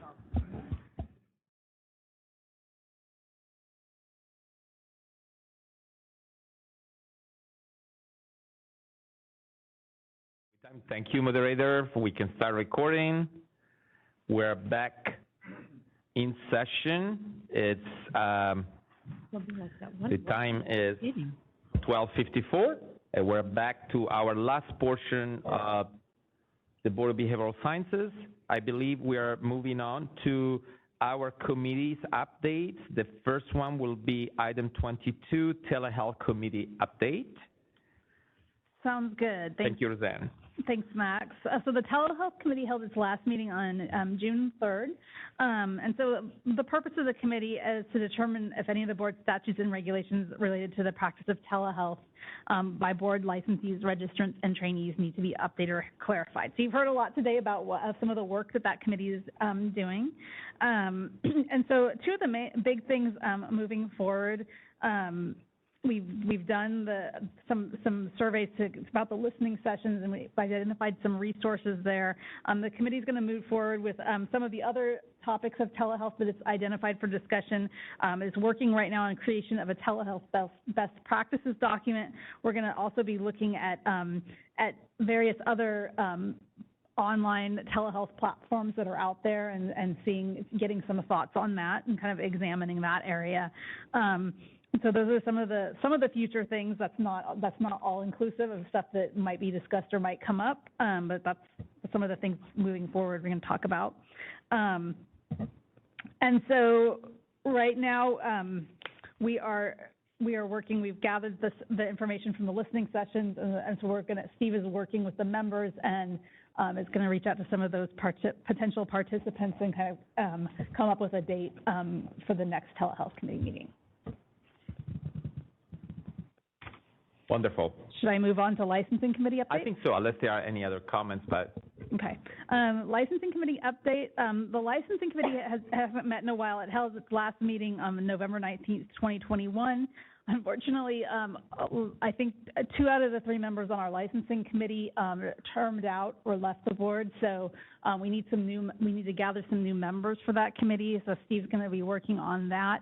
One of the things that one of the big things the licensing committee did that's being proposed as a bill right now is that California 3-hour California law and ethics course requirement SCE for all renewing registrants. So that proposal is moving forward. And the committee had also been discussing the 6-year limit age of experience hours, which the board discussed today. So like I said, once we recruit some new members for that committee, if anybody's interested, then we will be able to resume that committee and tackle other topics related to licensing, and there's always lots of them. So we look forward to that. Thank you, Roseanne. Just a quick check if there are any questions or comments. Just a comment. Please send me your name if you want to be involved in that licensing committee. We'd like you on board. So I love that. Thank you, Steve. Okay, let's move forward. So the legislative update. So kind of the exciting news is the legislature winds down. Is that our 2 bill proposals are going really well. AB 1758, I know, is the one that everybody is really watching on edge to try to see what happens with that. So we have right now, this bill would allow supervision via video conferencing in all settings. Right now we have a waiver to continue to allow supervision via video conferencing until August 31st of this month. And so the bill is currently on 3rd reading on the Senate. So as soon as the Senate reads it on 3rd reading, which we're hoping and we're really pushing for that to be next week, it will go to the governor next. That's the next step. And once the governor receives it, or it becomes what's called enrolled, the governor has 12 days to make a decision on whether or not to sign it. And upon his signature, the bill is an urgency measure, so it would become effective immediately. So stay tuned. I know everybody's anxious. We will announce as soon as if the governor signs it, which is looking likely, we will, provide the most up-to-date information of that as we get the news. So stay tuned for that. Our other bill, AB 1759, is not an urgency measure. It's just running as a regular bill. It's also on 3rd reading in the Senate, which is good, and that means it's about to go to the governor. That bill proposes 2 changes to the board's continuing education requirements. It proposes requiring applicants for licensure and current licensees to complete 3 hours of training or coursework in the provision of mental health services via telehealth, including law and ethics related to telehealth, as a one-time requirement. And it also requires all board registrants, as I mentioned earlier, to complete 3 hours of continuing education work in California law and ethics each renewal cycle. And then the other bill that the board is partially sponsoring, SB 1495, is just our board omnibus bill that makes some minor technical non-substantive amendments. And that bill, we're expecting a couple more of our requested amendments to be amended in last minute. That bill is on Senate 3rd reading, so also moving along well. And then there's just kind of a synopsis of the other bills, the status of other bills the board has taken a position on. Most of these that are still alive and say that they're in the Senate Appropriations Committee, a decision was made yesterday by the Senate Appropriations Committee, so we're just waiting for the kind of final decisions to be posted, and we'll have a better update at the next board meeting and the next Policy and Advocacy Committee about how everything ultimately turned out. The governor, I believe, has until the end of September to make a decision on all bills this year. And that's the legislative update. Thank you. Thank you for that. Any questions about the updates? Okay, we can move forward. I know Chris is not here today. Are you? She's going to be online. Oh, wonderful. Sorry, Christy, are you Christy. there? For our next agenda item, which is Christy, is she there? Yes, 25. It's updates on board rulemaking proposals. Moderator, can you please? This is the moderator. Christy is up in the panelist. Let me see if I can try to request to unmute. Maybe she wasn't expecting we were getting to that fast. Could be.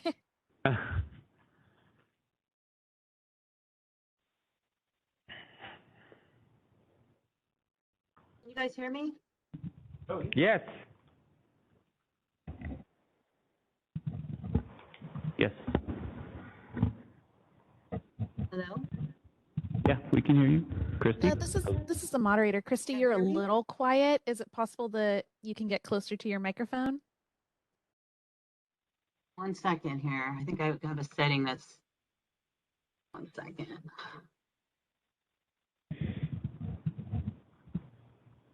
Can you guys hear me now? Much better. Okay, good.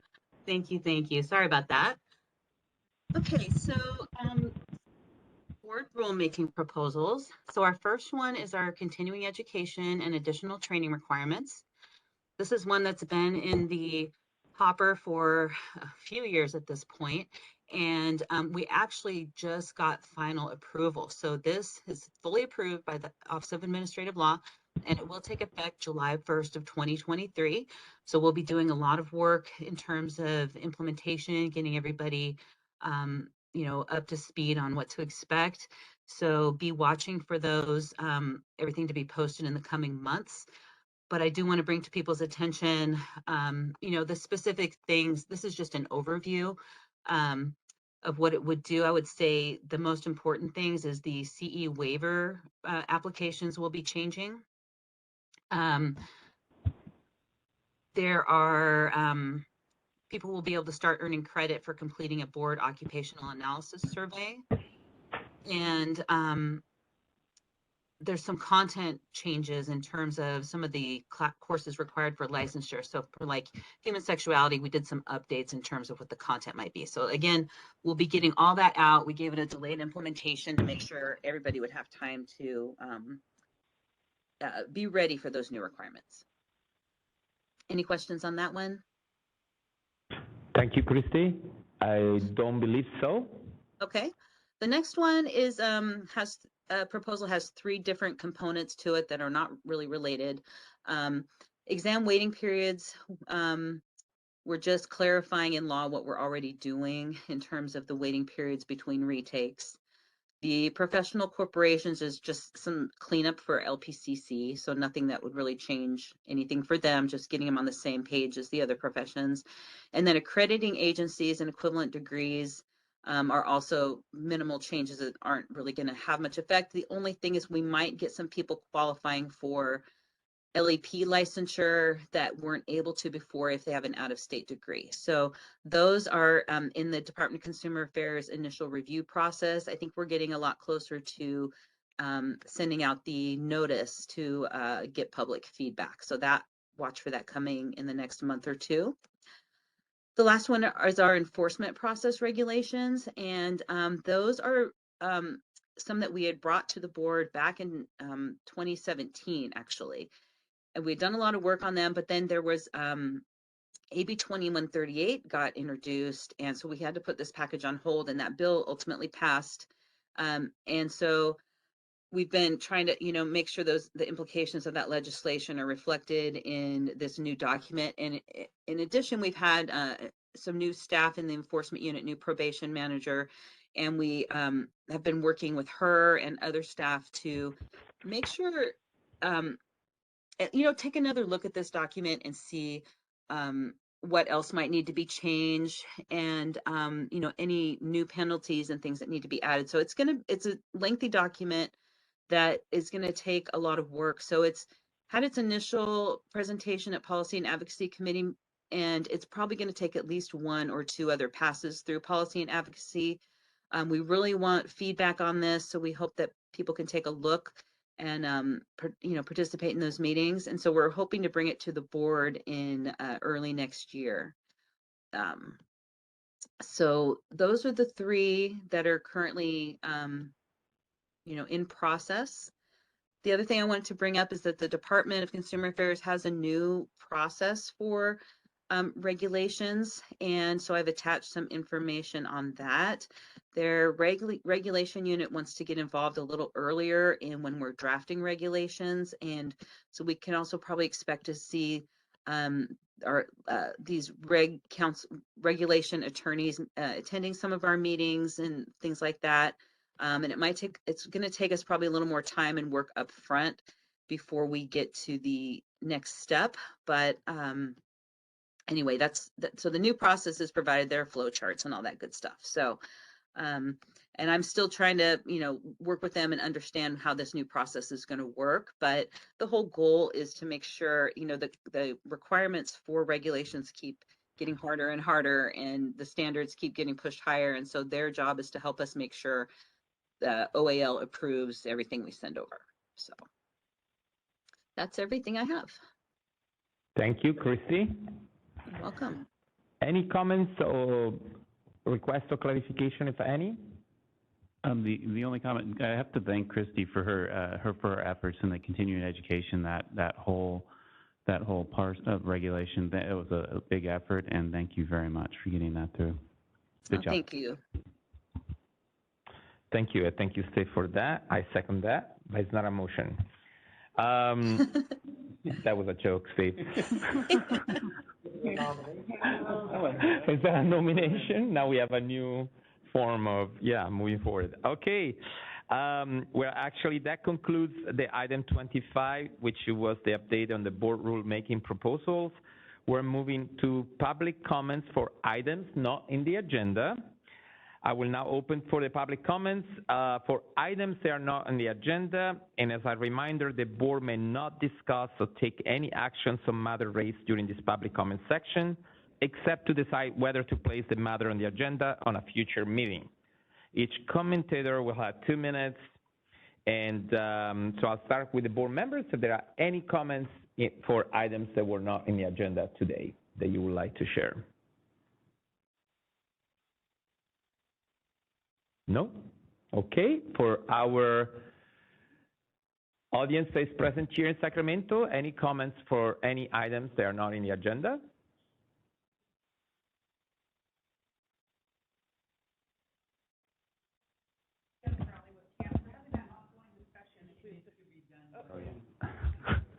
So Jennifer Alley with CAMP, we're having that confusing discussion between Campton and ASW. There's something we want to be put on the agenda in the future, but this is for public comment, not items on the agenda. So we really don't know the board's preference, whether they want to hear what we think or if you want to wait until we go to the next item. So I defer to you. So if it's a now or no? Yeah, at this point, it's up to you. So if you have a comments, any comments for an item that is not even on the agenda, it could also include, Yeah, it's open forum. We can talk about the fact that this is your last meeting and you are going to move on, for instance, and we can.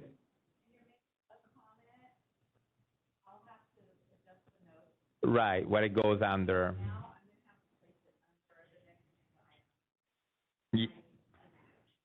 Exactly.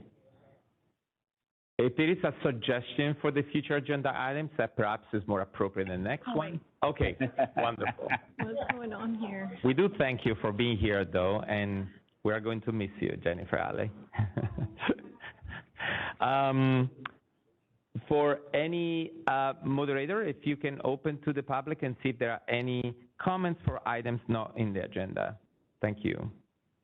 This is the moderator, and at the direction of the board, I've opened up the Q&A feature for public comment. Members of the public, if you would like to make a comment on for items not on the agenda, please click the Q&A icon located at the bottom right-hand corner of your WebEx screen, or use the raise hand function. And I do have one request for public comment from Trisha Wallace. Ms. Wallace, you'll be given 2 minutes to speak and a 15-second warning. Please click the unmute me button when the prompt appears on your device.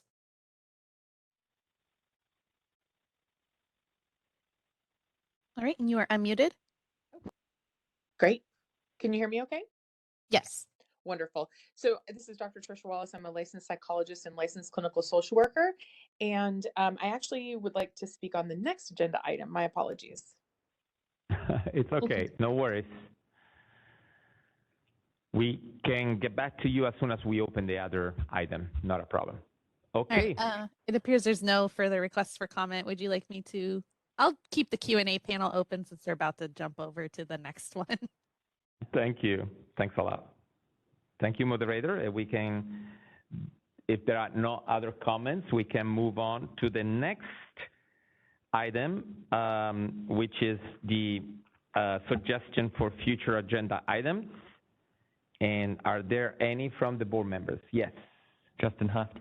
I would like the board to consider drafting some statement about CareDash and perhaps more broadly, third-party companies like BetterHelp and Cerebral. Okay. Thank you. Any others? Okay, no here. I'm sure we have some from the public there present. Hello, this is Jennifer Alley again with CAMP. Thank you for your allowing me to be a little flexible on when we came up. So we have two issues actually that deal with the BREEZE system, which is what is used when the public searches to look up on a licensee, the status of their license. We have two changes we'd like to have made to that, and for the board to pursue a discussion about that, and if they move forward with legislation, to also include and ask for state general fund to fund the changes so it doesn't come out of licensing fees. We would like the licensee and registrant addresses to be limited to their city and state, so if they're using their home address with the board, that information remains confidential. And the other change is that when somebody has transitioned, that their dead name no longer appear linked to that license number, and that their new legal name appear on for public viewing. So thank you. Thank you so much for that. Rebecca Gonzalez. You. Rebecca Gonzalez, National Association of Social Workers, California Chapter. I want to second what Jenna Ali just stated. We agree with both of those changes to the BREEZE system. I also wanted to bring up, it was alluded to earlier, about the racial disparities in the ASWB exam results, that study that was just released. We are very, very concerned about this. NASW, we do support having a diverse group of social workers that are out there to serve the community adequately, and so I would like this to be discussed and looking at the exam more closely. Are there particular questions that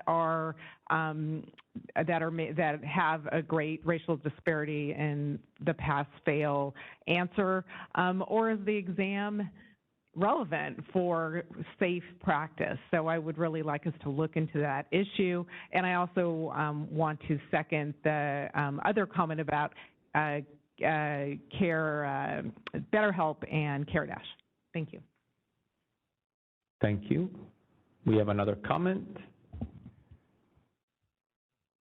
Ben Caldwell, licensed marriage and family therapist. To expand a bit on what Rebecca was saying, from 2018 through 2021, for first-time examinees on the ASWB clinical exam, white examinees had a pass rate of 84%.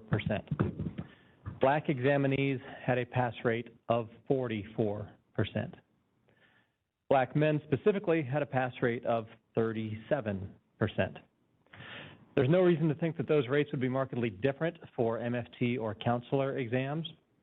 The data that's in that ASWB report, alongside existing research on the EPPP and psychology, suggests that across mental health licensure, the exam process is not simply a passive recipient or conduit of existing inequities in therapist training. Instead, the exams themselves appear to add their own specific layer of inequity to the licensing process, making it more difficult for clients to find care from a provider who looks like them. Rather than ensuring public safety, something that no mental health licensing exam has ever actually been shown to predict, our current license exams appear to comport specific advantages to white examinees at the expense of black and brown examinees. I'd like to ask that the board place racial disparities in license exams broadly across the professions on a future agenda for board discussion. Thank you. Thank you, Ben. Do we have any other comments or suggestions for items? No, for future agenda items? No? Moderator, can we please open to the public? This is the moderator, and at the direction of the board, I have opened up the Q&A feature for public comment. Members of the public, if you would like to make a comment for suggestions for future agenda items, please click the Q&A icon located at the bottom right-hand corner of your WebEx screen, or use the raise hand function. And if I do have one other request, and I believe Ms. Tricia Wallace also had a request. So Ms. Wallace, I'm going to request to unmute your microphone. Please click the unmute me button when the prompt appears on your device. Hello. All right, we can hear you. Great. Hi, everybody. I'm Dr. Tricia Wallace. I'm a licensed psychologist and a licensed clinical social worker in the state of California. It has come to my attention. I use she, her, hers as my pronouns. It's come to my attention that the Breeze system, when searching a person's name, will show any previous names that a person has had, and normally this wouldn't be an issue. However, for transgender, non-binary, and intersex clinicians, many times this outs them to potential employers if they're doing a license check, credentialing associations, and also potential clients or patients of them, or current clients or patients. And while we do believe that there is an importance for a consumer to make an important decision about whether or not the person that they're seeing has undergone any disciplinary action, we believe that the unfortunate consequence of listing any previous names is creating a byproduct by which it's dead naming people, clinicians, inappropriately, and opening them up to scrutiny, potential loss of their own privacy, as well as safety concerns, which is really what is charging this as. In addition to, loss of income because of people's own perceptions about what being a transgender person is. And so we're asking that the board pursue a conversation with DCA around the Breeze system to end the dead naming practice for transgender, non-binary, and intersex clinicians, and that when provided with proof of their gender transition in terms of a name change that was related to aligning with their gender, that previous name, or dead name as it's referred to, is removed from the record and no longer able to 15 seconds. No longer able to be seen by the Breeze research results. Thank you so much. Thank you. Thanks for sharing that. Are there any other comments? This is the moderator. I do have another request from individual named Deborah Vinson. However, it doesn't look like her audio is connected. I can put up some audio slides real quick. And moderator, you might be able to, can you send her the board's email address where she can possibly send in that future agenda topic, or Steve's if you can't get her audio to work? Is that possible to send her an email address so she can? Unless it's confidential, no one else can see it, right? Oh, I mean. No, like give him Steve. Oh, okay, yes, the opposite way, yes. If the audio cannot be connected. That's a good question. Doesn't look like I can send her a chat. And because she didn't post in the Q&A, I can't respond to her. Right.